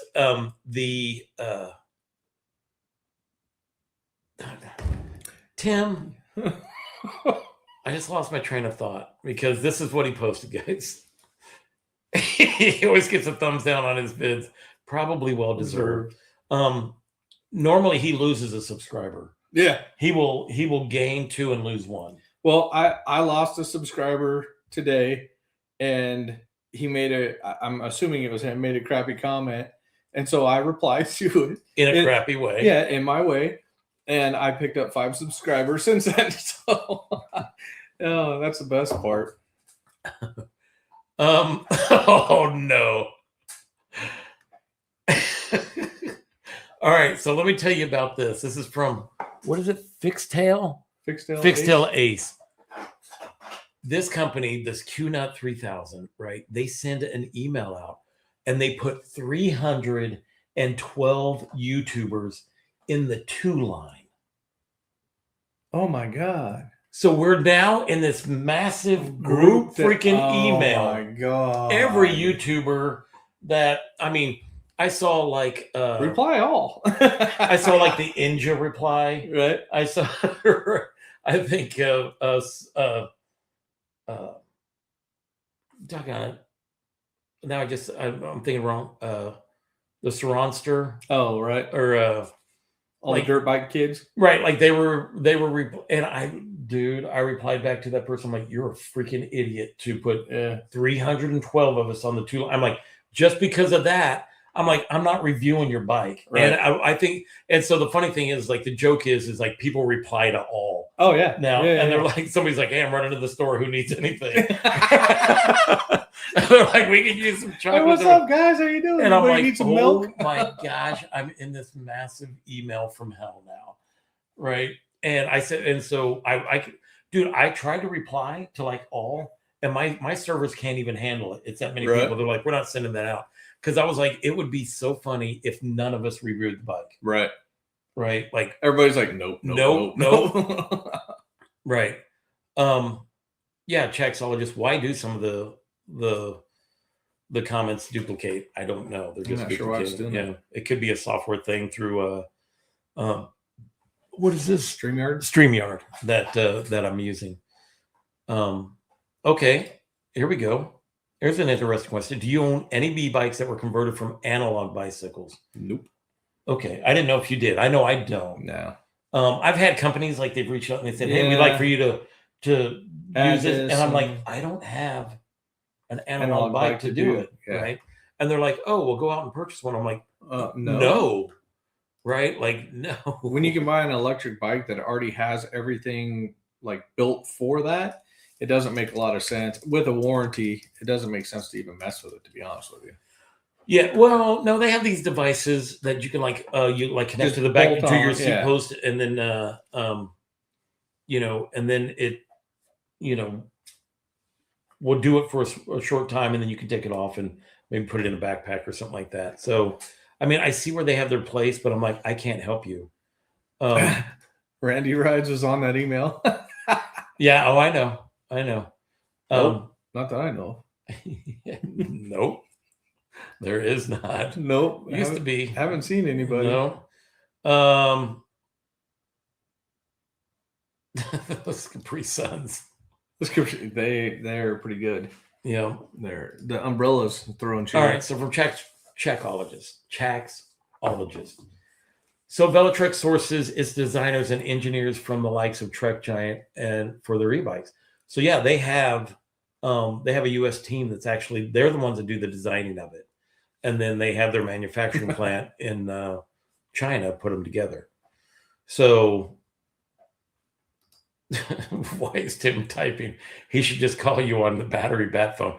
Thing is, my Summit 2's in the studio. Shop, it's in the studio. So he probably has tried to call me. I'm not able to answer. It's just going to voicemail. Yeah. Velotrek voicemail. Wonder what that would sound like. Yeah, well, Tim, there's an idea for you. We'll have to do that. Please leave a message. Yeah, where it's doing that.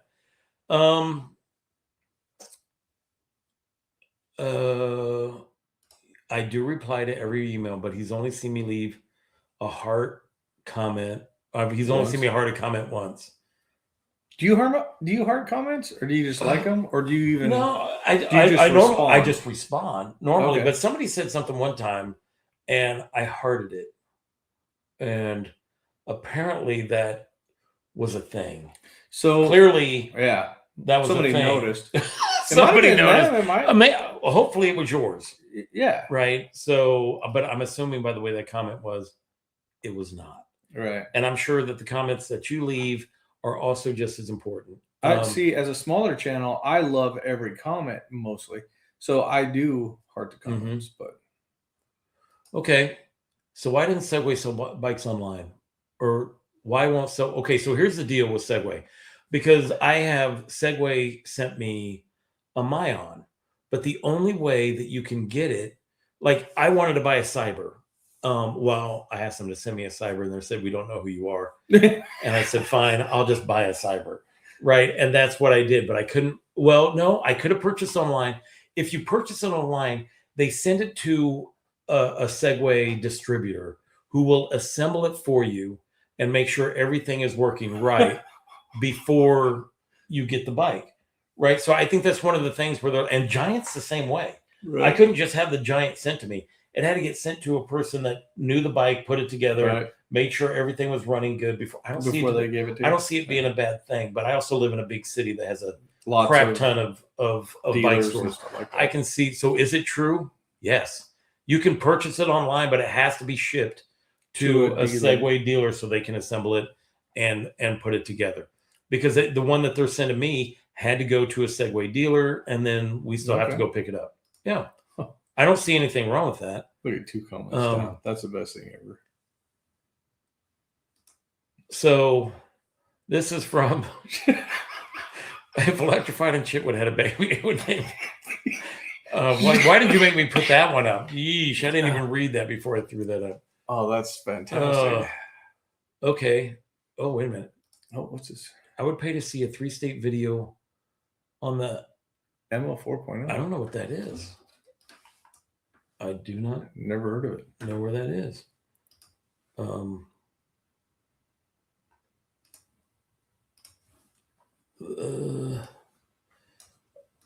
Cheers time you get. Just so you know, I'm looking it up, just so you know. And then I'm going to put it on the screen so other people can see it. I have this cool ability that allows me to do that. I just got to find out which window.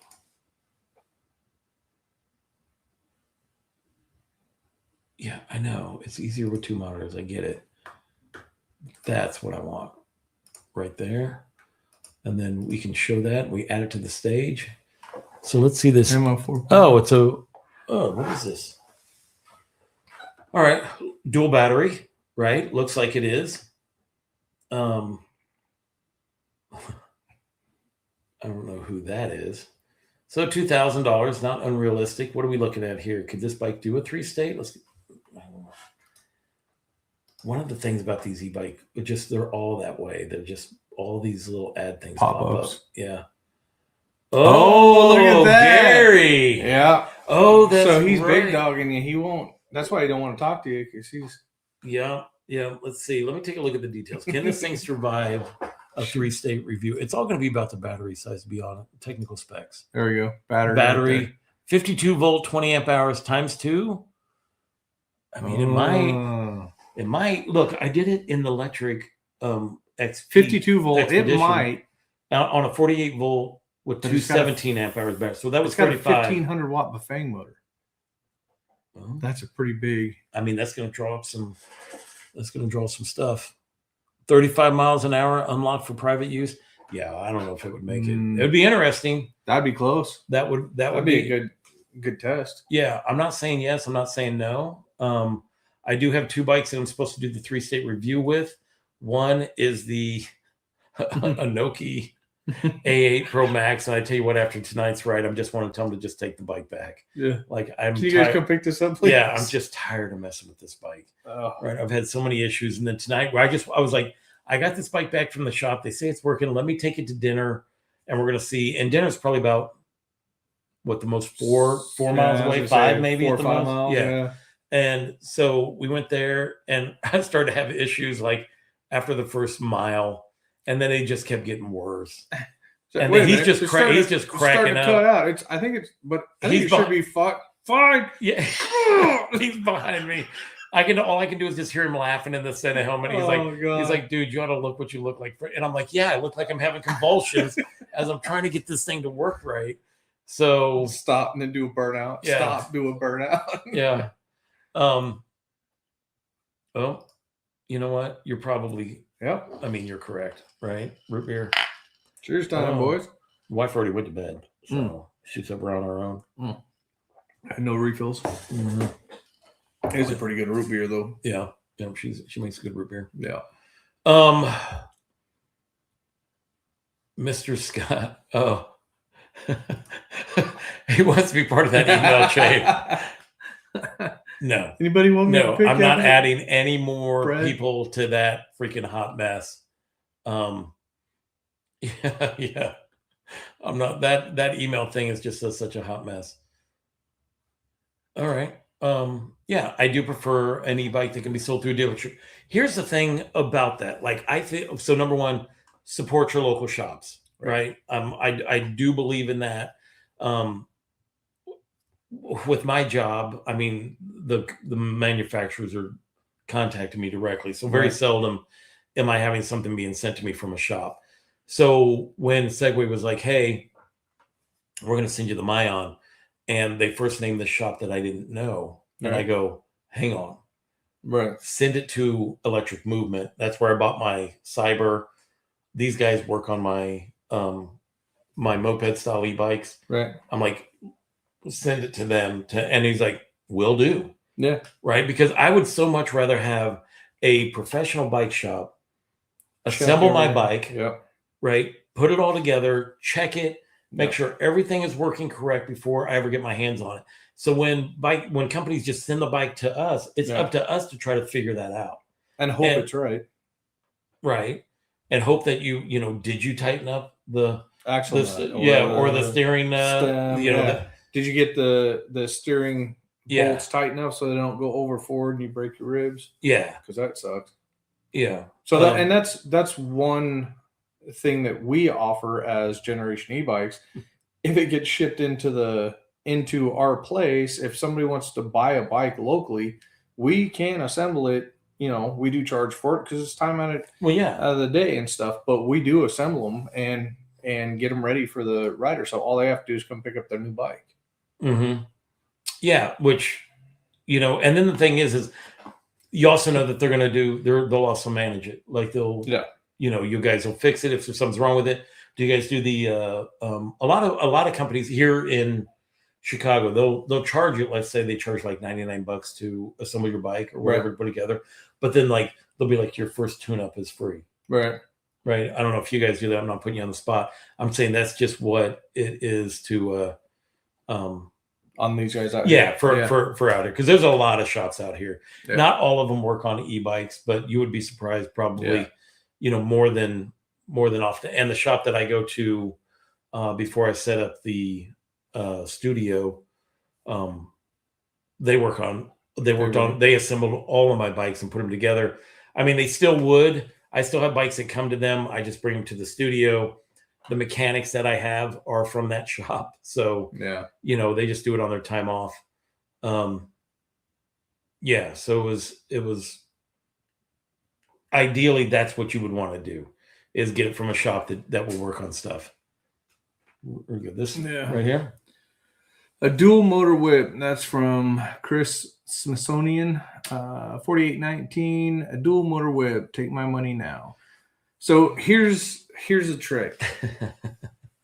If a dual motor is great, the problem is with that front motor engage, and you've ridden many of them, they don't have enough weight over the front to get traction.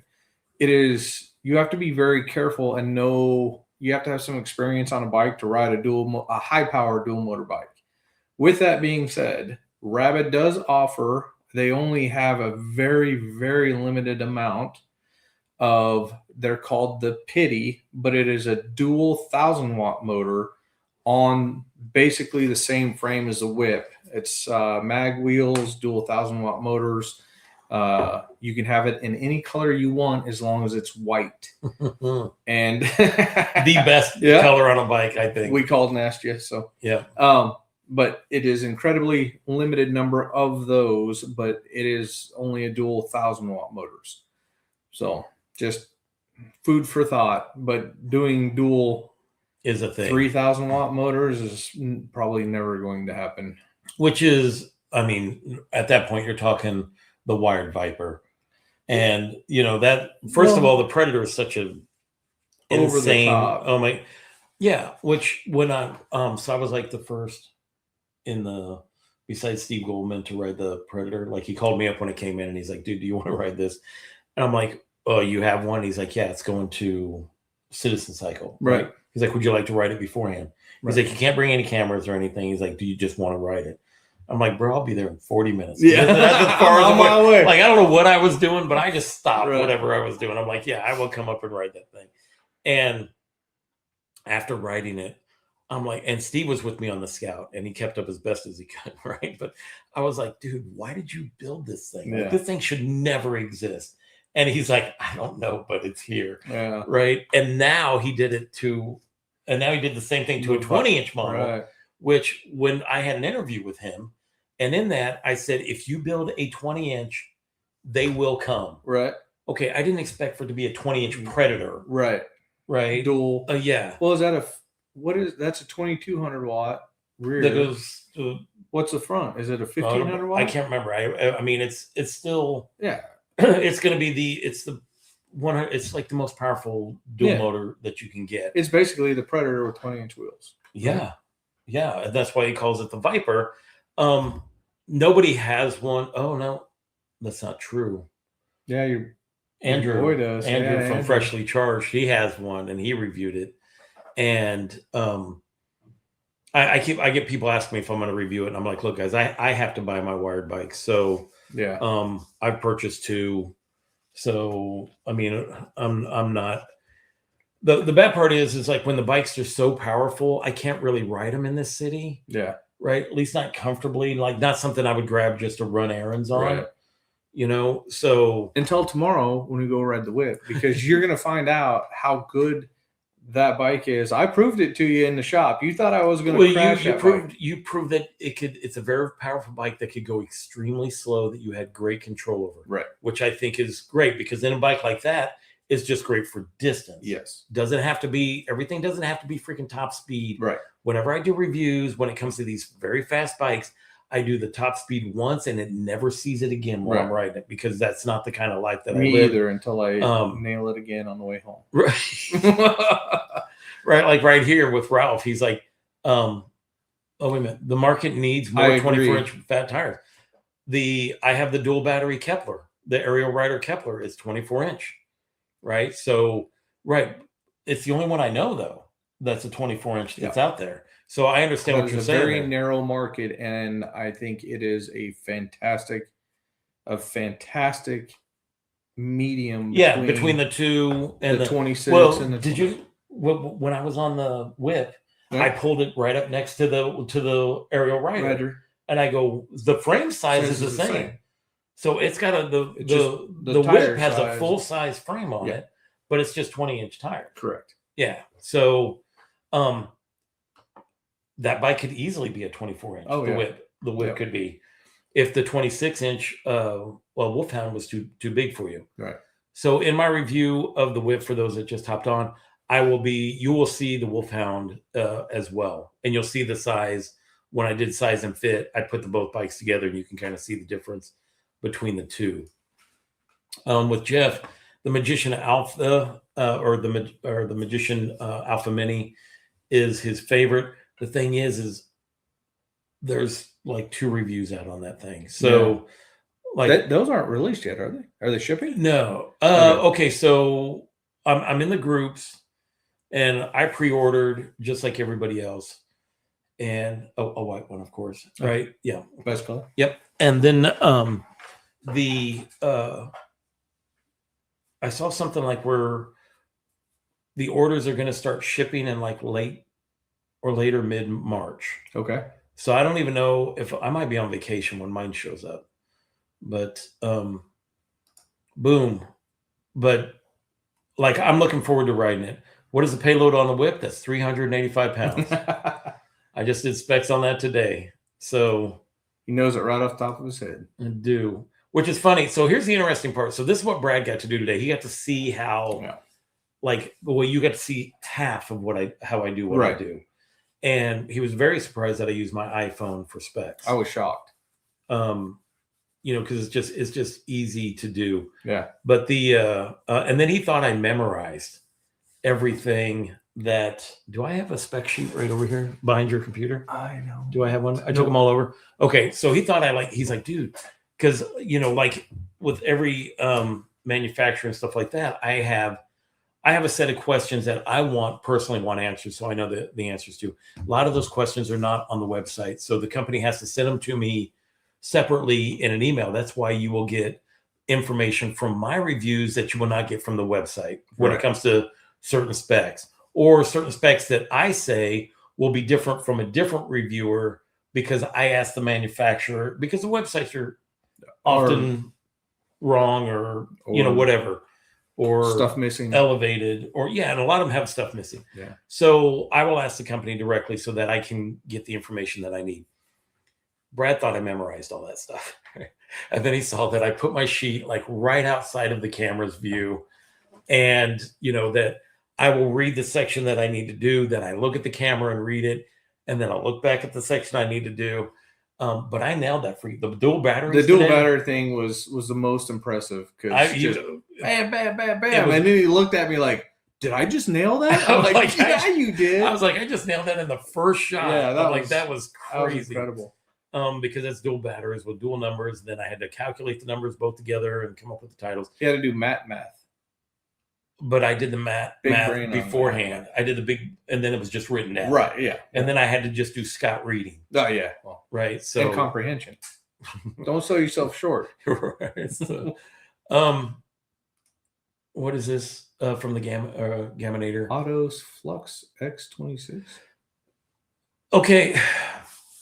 I saw that bike in in CES. At CES, I saw it in there. I had Matt with me, Matt from Electric All Wheel. We both saw it at the same time. I tore that bike apart. They're like, they made the mistake of asking me, hey, what do you think about this bike?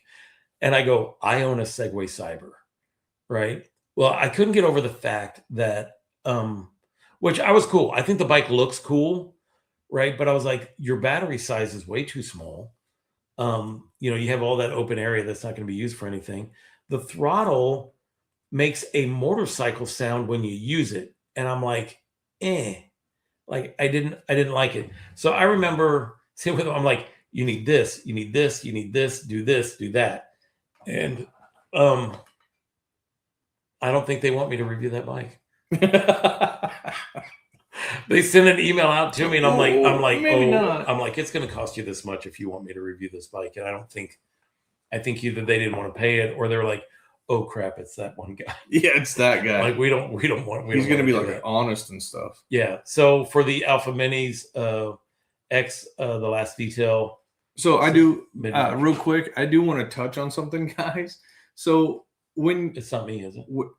Gross. I'm not going to touch on you, just around you. Yeah. Anyway, so when we do reviews, we are honest. Well, so all the people that I talk to are incredibly honest about the bikes. So if there's something we don't like, we say it. If there's something, if we do really like a bike, then we say it.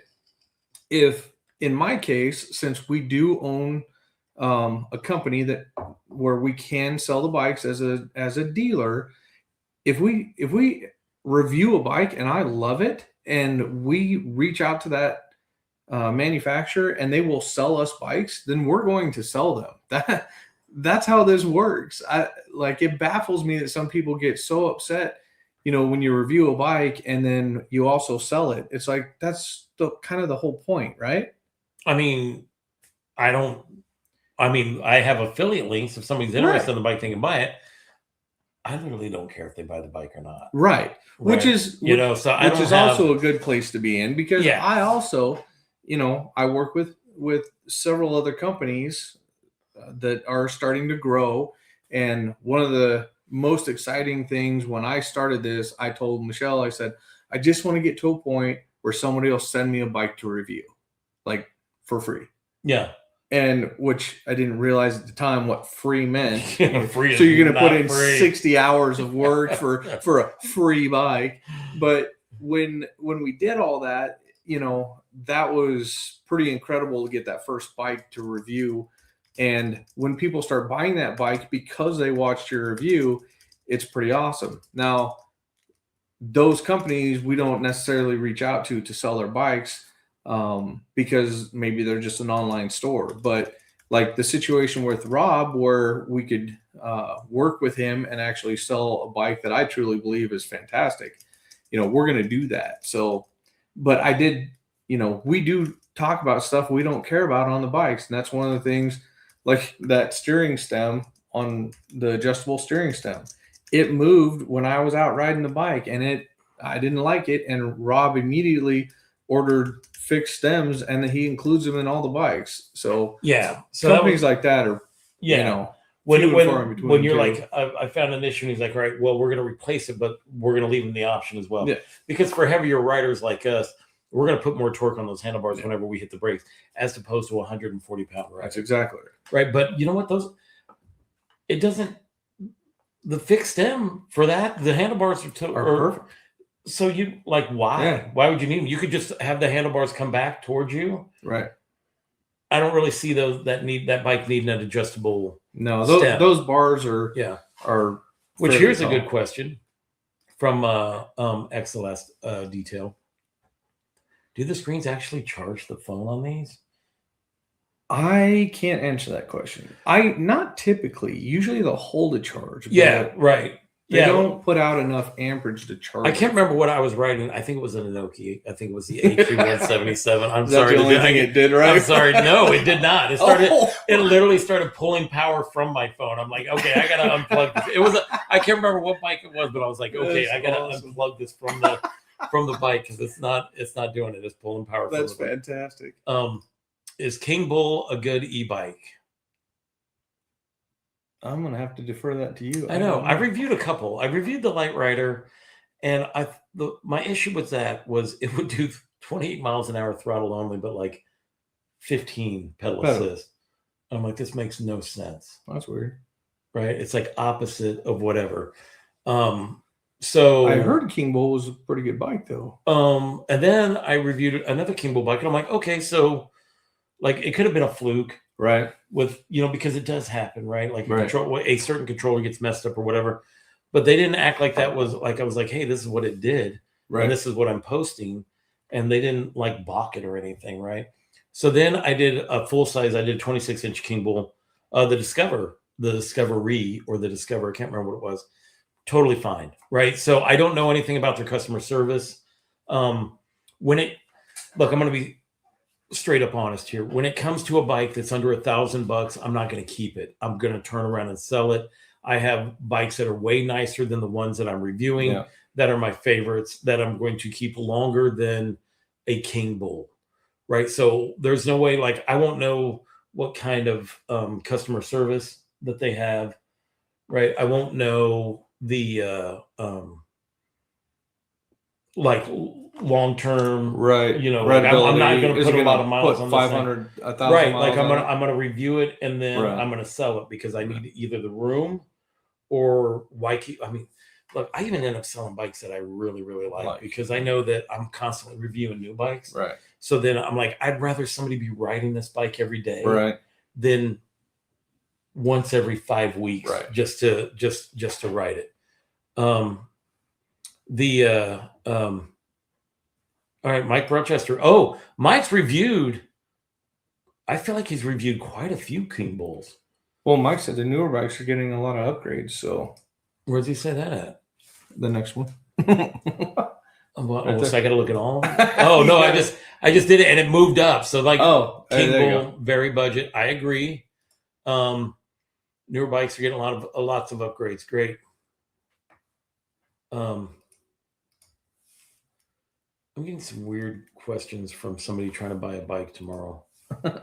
Right? Like, can't my car fit? Do I need to call you there? No. You can message me. Like, what is going on? So the thing is, I have like 9 bikes for sale right now on Marketplace and offer up. And we had a 60-degree day. So boom, things are getting crazy. Yeah. Let me see. Randy. So Randy rides. He does reviews too. He's like, the last one he rode was not great. Let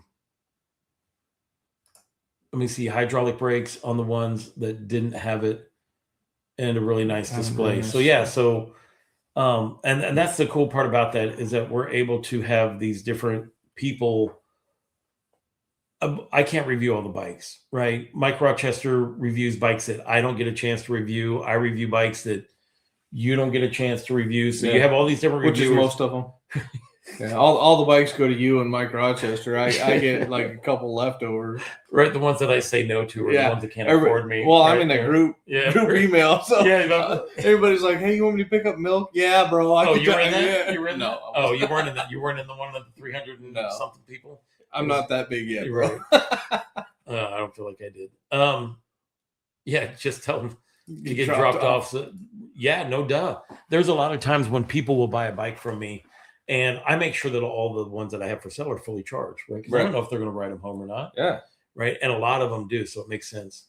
What is this right here? I don't know. I didn't even look at it. We're just posting it. Stonebreaker does stuff. I like the name. You can't just any bike 1K or 3K after only riding 30 miles. That's why I never take much stake in review videos after 30 miles, when you never hear from it again. And that is totally your prerogative. But like last year, I reviewed 55 bikes. I'm not keeping all these bikes and riding them for 500 miles and figuring it out, because that's literally physically impossible. Right. So I don't, now there are bikes that I have, like the Velotrek Discover 3 or Discover 2. I did a 500-mile review on it. The Adventures, I do over 500-mile reviews on them. Yeah, it only makes sense to do it on our on our long-term stuff. on the ones that we ride long term. I Right. ride a bike 99% of the time. I ride bikes every day. And that is a so- fact, guys. I didn't believe it being from Colorado and stuff. But no, out here you don't drive places because there's no place to park unless you park in the middle of the street, like the one lady at lunch, and just leave your car there. That was crazy. Oh yeah, But- you did see her do that. yeah. Yeah, it's just like, well, she was a door dasher. Well, still, I know, right? but then you like the thing to do is ride your bike around and park it and eat or do whatever, and it is fantastic out here.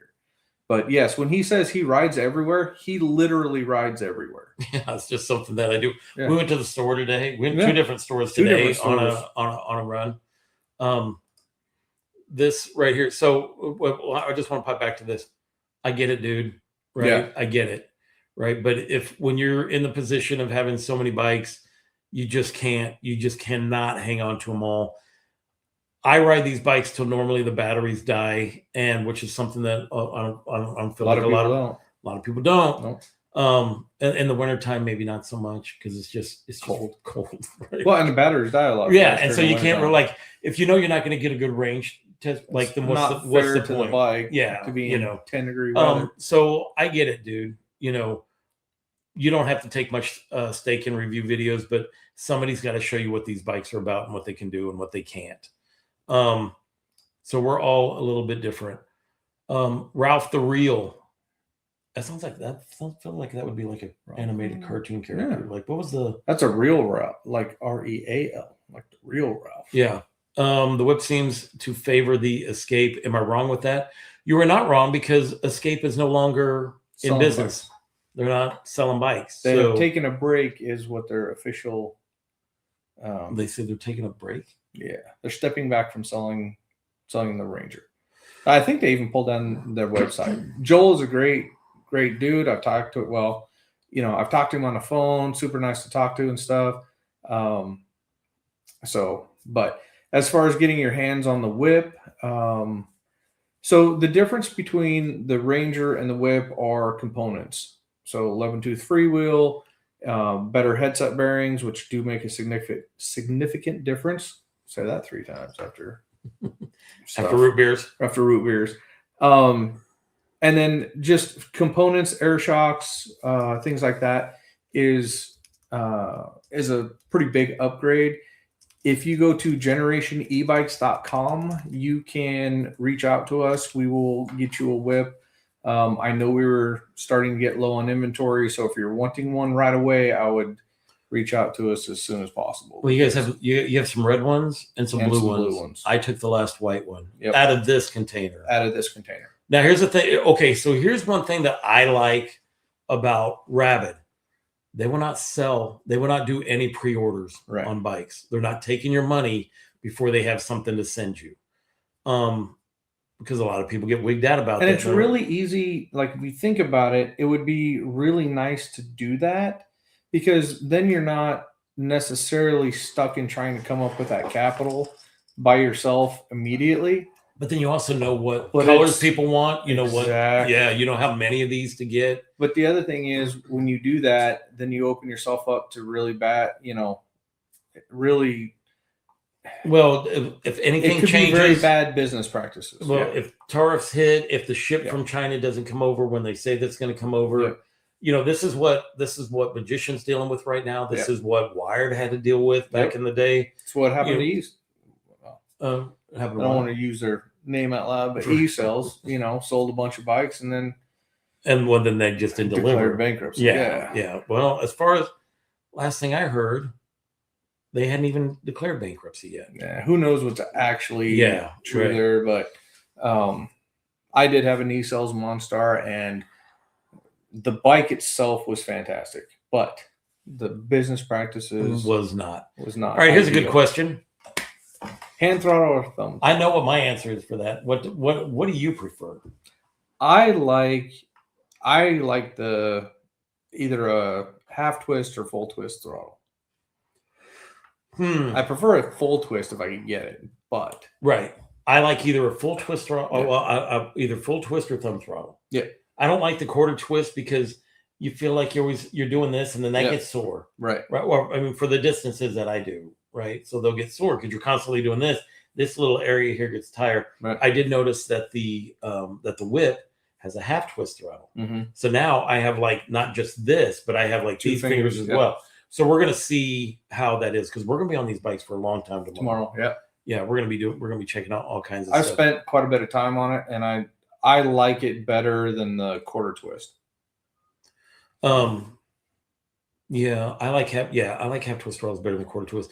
I'm still a thumb throttle guy or a full twist throttle. We just put a full twist throttle on the Alpha, on the Magician Alpha. So Matt has a universal thumb throttle, and I would be very curious if pin-wise, if it would work. I would be very interested to try that out on the bike because I don't know how it would be to control the power of something like the whip. Well, I happen to have his products in the. Well, I have one at home too. I just haven't. Oh, you haven't put on the universal thumb throttle. And I also have another 20 amp hour battery that I'm going to set on the back of the whip when I get home too, and we're going to see how that works. If you could 3 battery the whip, I also want to. I'm curious on how that balance would work out. I think it would probably be fine because you have so much weight on the front in that middle area. That's what I'm thinking too. That if it's like a 10 amp battery, is that what you? No, it's a 20. Oh. I'm gonna throw a 20 on the back of it, see what it does. I want to see how it acts. Okay, all right. Well, I don't know about that. It was like 10 or 15, maybe the 20. I don't know. Here's a good question. Matt was praying for a battery fire so he could warm his hands up when he was out here riding. I have not ever. I haven't either. And I mean, I put a lot of faith in in the battery management system. If I think it's a bike that doesn't have a good one, then I won't leave it plugged in overnight. But I don't think I've had any issues that I know of. Here's a good question from Gaminator. So the Testway X7 looks like the Walkie H9, and he took it off road and he loved it. So each bike will surprise you, even when it's not built for what it's used for. It's a fact. I agree with that as well. Now I don't have the Testway X7. I know Gary does, but he might be asleep by now. But Gary Ebikes Adventure, he has the X7 and he's enjoyed it. I have the Walkie H9, the all-wheel drive one. I have the 82 amp hour one, and that one I'm going to be well, I thought it was going to be the second one that I was going to ride to the cabin. So like the first one was going to be the Inoki. Yeah. I'm not. Maybe we need to go together, and I can tow you in. Dude, you will have to tell like somebody's like, I don't think that bike's going to make it. And if it does, it's gonna jerk me to death on the whole. That would ride. Be a fantastic video of me towing you with the walkie. Yeah, it would do it. I think it would do it. I really do.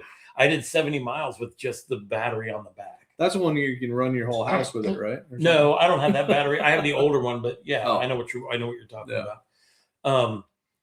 Yeah, you know, bike companies like advertise what these bikes can do, and they do it in a safe manner, right? So, you know, that's in a way where like you're not telling to take the X7 off road and like on some really tough trails.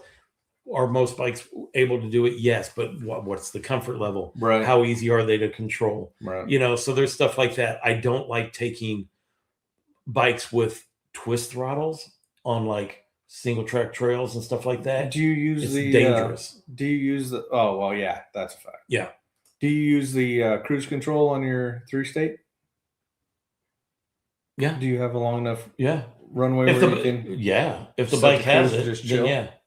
Yeah, nice. And that's a nice feature, especially if you're doing the twist throttle thing. Right. Thumb throttle doesn't bother me. I got a very strong thumb, and it can do that for a long time, right? But the twist throttle thing, yeah. If the bike has cruise control, the only time I'm really going to get a chance to really try it out, because you know, if I show it in a review, I'll show it for like a minute or like 15, 20 seconds, because there's too many stops, there's too many goes and stuff like that. So you're not going to use cruise control.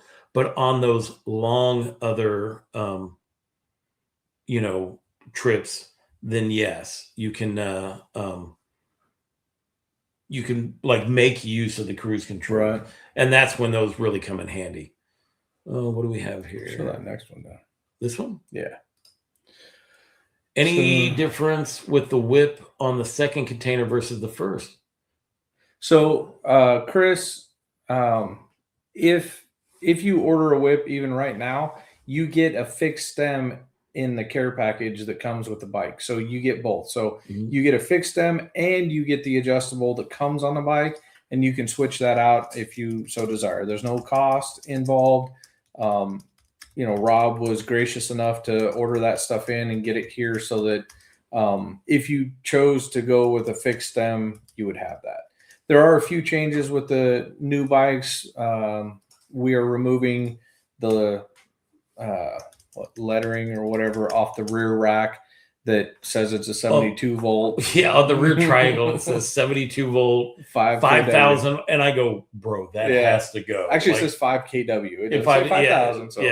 But I'm like, you do not want to advertise on how with the regulations coming out. I'm like, dude, take that off. Which when these bikes were set in motion, this wasn't quite as bad of a thing as it is now. So, but no, with the new ones, they will not have that on there.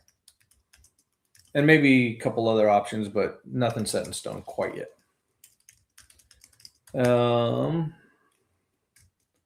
X, the last detail, go with the thumb throttle. Right, the pacemaker. That's right. Tune Master G. I did put the pacemaker on the. That is a nice throttle. Is it? Oh my gosh! I'll have to check it out. Yeah, you'll have to take a look at it. I was trying to remember if he sent me one or not. But yeah. I can't even get a hat from Electric All Wheel, or he's got shirts and hats, and he needed a hoodie up here, but we've been trying to talk him into that, and he just ignores us. So I know you hear me typing away because this one person is asking a bunch of stupid questions about this bike when I don't know how. Like, what questions do you have after I do a review? Right. And I send them to the review to learn about the bike that they're trying to buy. Yeah. It's like right here. Why don't. Oh, okay. Why don't most companies add 20 amp hour batteries to their bikes in 2026? Yeah, Ralph, why don't they? Right. I just got just showed up 10 volts, a 10 volts Nova. It's a 20-inch bike. It's a hardtail, but I'm like, I pulled it out. I'm like, it's got a 20 amp hour battery. And I'm like, yes. Yeah. Right. Because there's many, one of my favorite one of my favorite 20-inch bikes right now, this full suspension, is the Hemingway. Right. The D5, the 20 amp, but it has like an 18 amp hour battery. Right. Right. So we're going to see how the 10 volts works. But I think that, like when it comes to the Discover, when it comes to, the Adventure does have a 20 amp hour battery in it. Right. So when it comes to the bikes that Velotric makes, right? Why do they not have 20 amp hour batteries? I know Truxus, the bikes that I reviewed have 20 amp hour batteries in them. Some companies do, not all of them, but I feel like this day and age, the people's biggest complaint is the size of the batteries. Right. And 20 amp hour for the US, should be like the standard. I think that's what that would be, except for like a super light fitness bike. Well, and that's what I was going to say. So cost, weight, and then the use of the bike. What are you doing with it? Is it a road bike? Is it more of a semi off road? That's when you start seeing the smaller amp hour batteries. So I have a question for you. What's too much battery? So like we talked about today with the batteries on, say, the whip with a 20 and then a 15, so you got 35 amp hours. If you had another 20 amp hour battery, another 15 amp hour battery, is that something that you would pay for? You mean pay more for, or or pick that bike over a different one? Because, comes up to, like, then you have a question like this with a Stonebreaker does stuff, right? If you had $2,000 to spend on a 26 by 4-inch bike between the Nomad 2, the Abington Adventure 3, and the Hemingway D5 2.0, which would you prefer? look, I've had the Nomad 2. I've even had the Nomad 2X, and I sold both of those. And I kept my Abington Adventure. Now, I'm going to be straight up honest here. The very first bike that I bought, It's got a soft spot. It's got a soft spot, right? Right.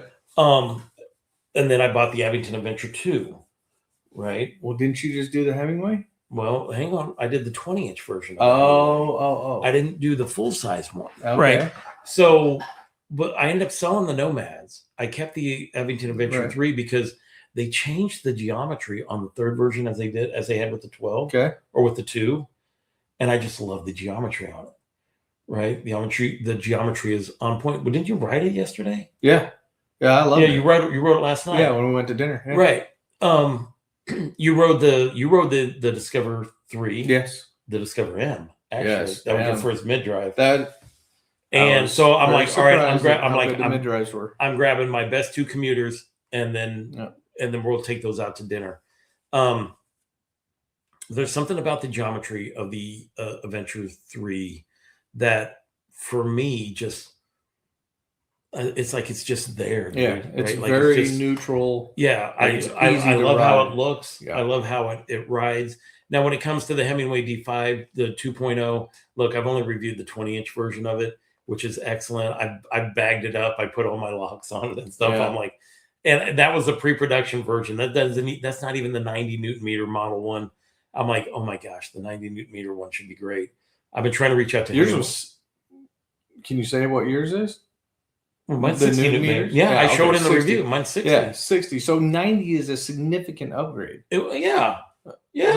Right. And the bike performed excellent with 60 Newton meters. So I'm like, okay, if that is a 90 Newton meter motor, my software wasn't going to allow me to access the other 30. But either way, the bike rode excellent. So I rode that around the shop while he wasn't paying attention. And it is very comfortable. That thing you sat on really it, nice. And I'm like, the suspension and this is on point. Yeah. So, but that's the step through model. I haven't reviewed the 26-inch, so I can't. I have a hard time reviewing bikes that I have not. I'm recommending bikes that I have not reviewed. So between the Nomad 2 and the Adventure 3, all I can tell you is that I've sold my Nomad 2 and I still have my Adventure 3. Chexologist, he prefers thumb throttle, twist throttle, thanks to e-scooters. The Segway scooter that I reviewed, the Max G3, it had both on it. Oh. So you'd have a twist, you could twist it, but then it had like a little push at the bottom. Right. So you could just use your thumb instead. Oh, that's pretty cool. I was like, ooh. So to have like a bike that you could have like that setup would be nice. And the Segway came out with their new one, the Mayon. It doesn't have that thing. If Gary's still around, I do have the radar control. I was told that's on it, so we're gonna be trying that out too. Here we go. The Gaminator. He loved and hated taking the XP4 and Velatrix Fold 1 Plus. Smooth ride until the metal stand under the crank got caught. Bro, I'm with you. On which bike was that? The XP4. So they have a stand when you fold that bike and you set it down, which it needs, so it doesn't just sit on. But if you are going over very rough terrain, I caught it on a rock, and it unloaded me quite. It dumped you with the quickness. Oh, the whole thing just stopped. Oh yes, it stops, and body in motion stays in. A fat body in motion stays in motion with the safety feller. So yeah. I'm with you, bro. Look, this is another from Chexologist, Stonebreaker. Yeah, the Adventure 3, hands down. Right. Yeah. The tech is fantastic. The tech is bike. Crazy. It is unbelievably good. That's one of the bikes between that and the Segway. That's one of the the safest bikes that I could ride around in the city, lock up, and then know that you don't have to worry about it. Well, yeah. Well, they'd have to carry it away if the hub lock's done, right? And then you can just geofence it. Surrounded in red, right? And then the GPS tells you exactly where it's at. Plus, if they touch it, notification goes to my phone telling me that somebody's messing with my bike. Right. So, boom. Just wondering, have you ever done an electric scooter review in the past? And would you be interested in reviewing electric scooters? So that's kind of a twofold question for me. I would be very interested. But have you ever done I one in the have past? not Okay. ever done one. Here's where I struggle. Mm-hmm. I know a lot of people had teeth knocked out and jaws broken and shoulders, and I don't have that thing in my head that says you shouldn't be doing 75 miles an hour on the street on a scooter. On so 11-inch wheels. Yeah, it's the same thing as when I did the test riding with no hands at 30 miles an hour to see if it would wobble. Yeah, that's like that's not a smart thing. It doesn't until you get to that point, and then at 30 miles an hour, it's like what when it starts to go, yeah, and like, hopefully your hand. What are you doing? Yeah, right. Yeah. You try to grab that when it goes. So yes, I would be interested, but no, I have not. I have reviewed 2 scooters. The first one I reviewed was the Awesome Leopard, and then I reviewed the Segway Max G3. I like scooters, right? Look at my age, 58 years old, right? And my childbearing hips, right? If I whenever I ride one of those and I review them, dude, I'm padded up in like my full like mountain bike gear. Right. I'm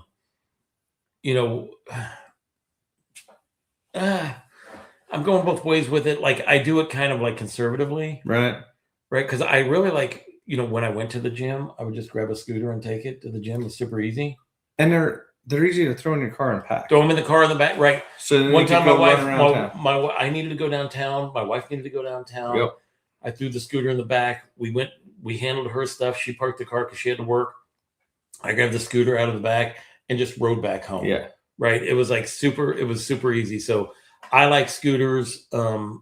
I don't like scooters that do 70 miles an hour. Right. If somebody sends me one to do 70, I'm like, I'm personally not doing 70. Right. Well, Scott would call me and I would come up and do 70. I say that. No, I say that, but then I'm like, well, I got to try it.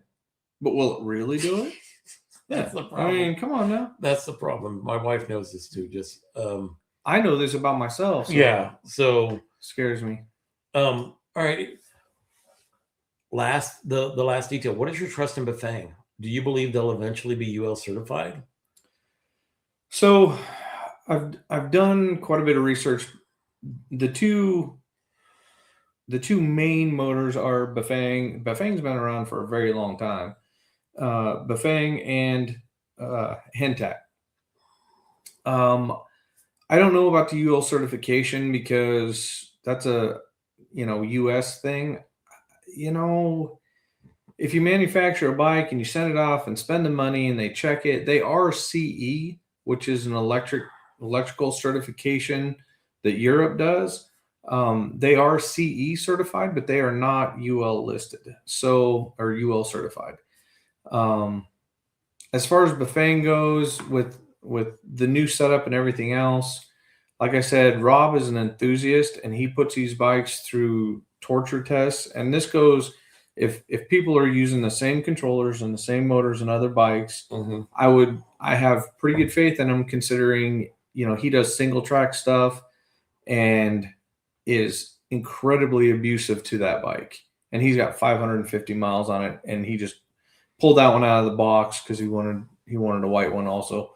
So did he? Yeah. Everybody wants a white one. Yeah. So he is riding a Wolfhound, and he's got over 550 miles now on it, and in single track stuff, not just down the trail. So I've seen Bafang on a lot of bikes. They've been around for a long period of time. And so far, my experience that I've had with the Bafang motors have been like tried and true. Right? Yeah. Like I haven't had any issues so far with any of them. I'm trying to keep some of those around longer so I can put some more mileage on them so that we can see. What I do is I stay pretty active in the groups that like Magician. Yeah.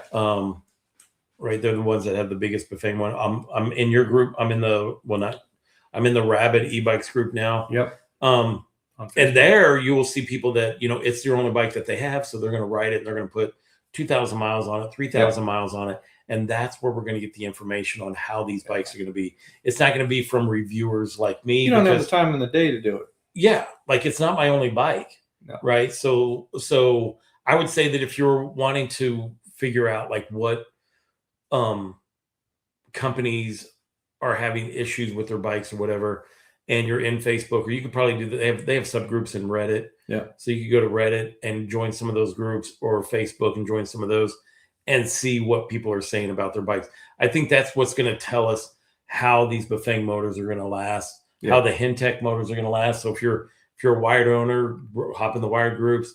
If you're a Magician owner, hop in those groups, and that's way you can learn what people are issues that they're running into, or what maintenance things that need to be done that you're not aware of. That would be my best advice for that. Let's see. I did see your comment on this, and I've had nothing but issues. It took 2 months to get my Inoki running, and it's still not running right. So I will have, at this point, it'll go back to the bike shop and let them try to deal with it. Let's see. We've been rocking this thing for 2.5 hours. Yes, sir. My battery and my voice is about gone. Yeah. So let's say NW more water. So guys, I think we're gonna wrap this up anyway. Yeah. I think we're gonna wrap this up for the night. Let's see, just cruise in here real quick. Yeah, some of these people have to, all right, lighter batteries for those people that live like on second floors, like Tim from Shoot the Chit. Yeah, he has to carry his bike. Why do you think he can bench 415 pounds now? Right. Because he's carrying the bike. Yeah. Oh, you meant steroids. I got you because of the bikes. Never mind. Yeah, whatever it takes. Yeah. Yeah. All right. So he's talking about Ghost Cat. Right. 30. Well, theirs is a 30 amp hour in the thing. Yeah. Let's see. He right there. He 3D printed a thumb thing. I've seen people do that. I've also seen adapters. I've seen a rubber one. Yeah, where they'll stick to the twist, and you can use a thumb for that. But still, the thing is, when you do that, you have to you'd have to lift your hand up off the thing to use the throttle. What was this? The last detail. I feel like if there would be a documentary about my life, Scott would be the person I want to narrate it. That's awesome. Oh, you need to follow more people. Yeah, for sure. That is because I am a hot mess. My wife is Swiss and speaks multiple languages and still speaks better English than I do. What? Hundreds of thousands of dollars. Can I give you an estimate of the cost? Do you crash stuff a lot? Oh God, stuff? I dropped my Insta 360 X5, and I had it on my extended pole. Yeah, and I was trying to screw it on, and it slipped, fell, busted one lens, flipped over by itself, and broke the other lens. Nice. So I got both of them. So I had to put new lenses in it, but that's it. Well, that's not the only thing. I'm just saying that stuff happens all the time. Yeah, my last video. Sometimes you drowned your drone in the lake. I'm just saying, hypothetically. No, I have many drones that live in lakes. I have one drone that lives in Puerto Rico. Right. Or Puerto Rico. No, Costa Rica. I'm sorry. Right. It lives in Costa Rica. Okay. We were in Costa Rica.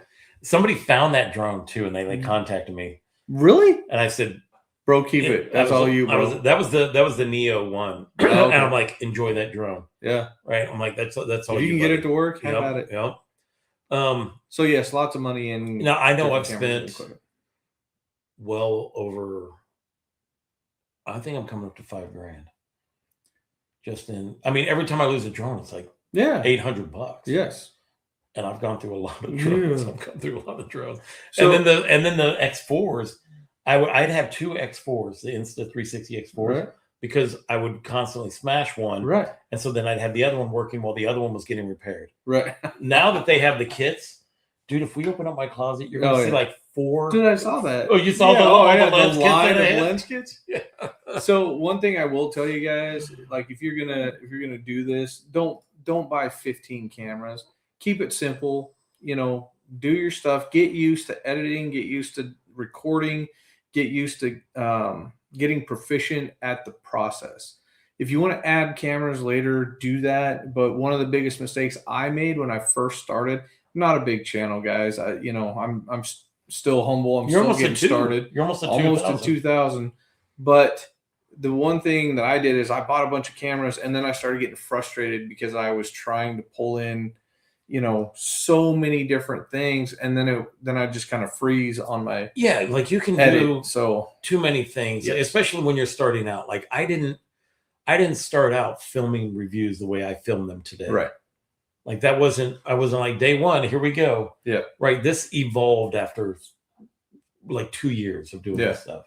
Right. I mean, I've been doing it for 3, but right. I mean, I've been doing them a certain way for a while, and then at one point I was like, I like the 360 me talking to people better where they see me riding the bike. Right. That became like, now companies ask for that. And I'm like, sorry, dudes. When it comes to other reviewers, I'm like, sorry, guys. That's what, like someone will request the drone footage. It was like, I didn't start off that way, but you just kind of evolve into it. So, just get a camera, post some stuff, whatever happens, and then just keep doing it. And then you'll get better as you go along. And it just grows into more and more. Your skills will get better. Your editing skills will get better. And you'll get more creative ideas that kind of give you like the look that you're going for, right, or whatever. So I just think that the more you do it, it just like naturally progresses into what your style is going to be. Yeah.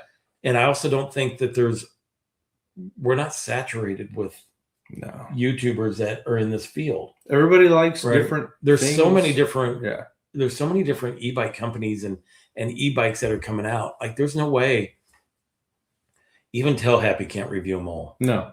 I mean, that guy pumps them out like it's nothing. He gives it a hell of a try though. That but guy he does like he's like I knocked out 100 reviews this year. I'm like, oh my god, I knocked out like 55 and about died in the process.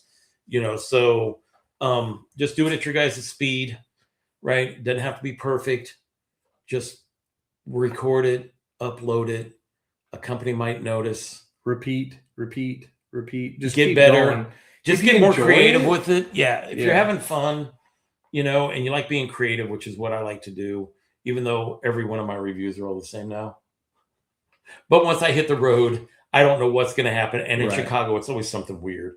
Well, and Tell Happy, he actually asked people, do you guys want me to not do the same reviews every time? And everybody freaked out. Like, no, you need to do the same review. Yeah, no, I've gotten comments where people are like, I like the fact that you'll put every bike that has this hill, and so I can compare it with another one for I mean, I get that. Yep. Oh yeah, they keep saying embrace yourselves for the spring forward and lose an hour of sleep. I'm glad. Bro, you got to have an hour of sleep before you lose an hour of sleep. I'm working in the negative already. That's true. So, guys, I want to thank you for hopping on here. Thank you, guys. This has been, this was a good talk. We had a lot of people on here, a lot of interaction and stuff like that. We do this for you guys so you get a better chance to know us. And then it allows me to get a better chance to know other reviewers as well. So I want to thank you for watching. And until I see you again, enjoy the ride. Thanks, guys.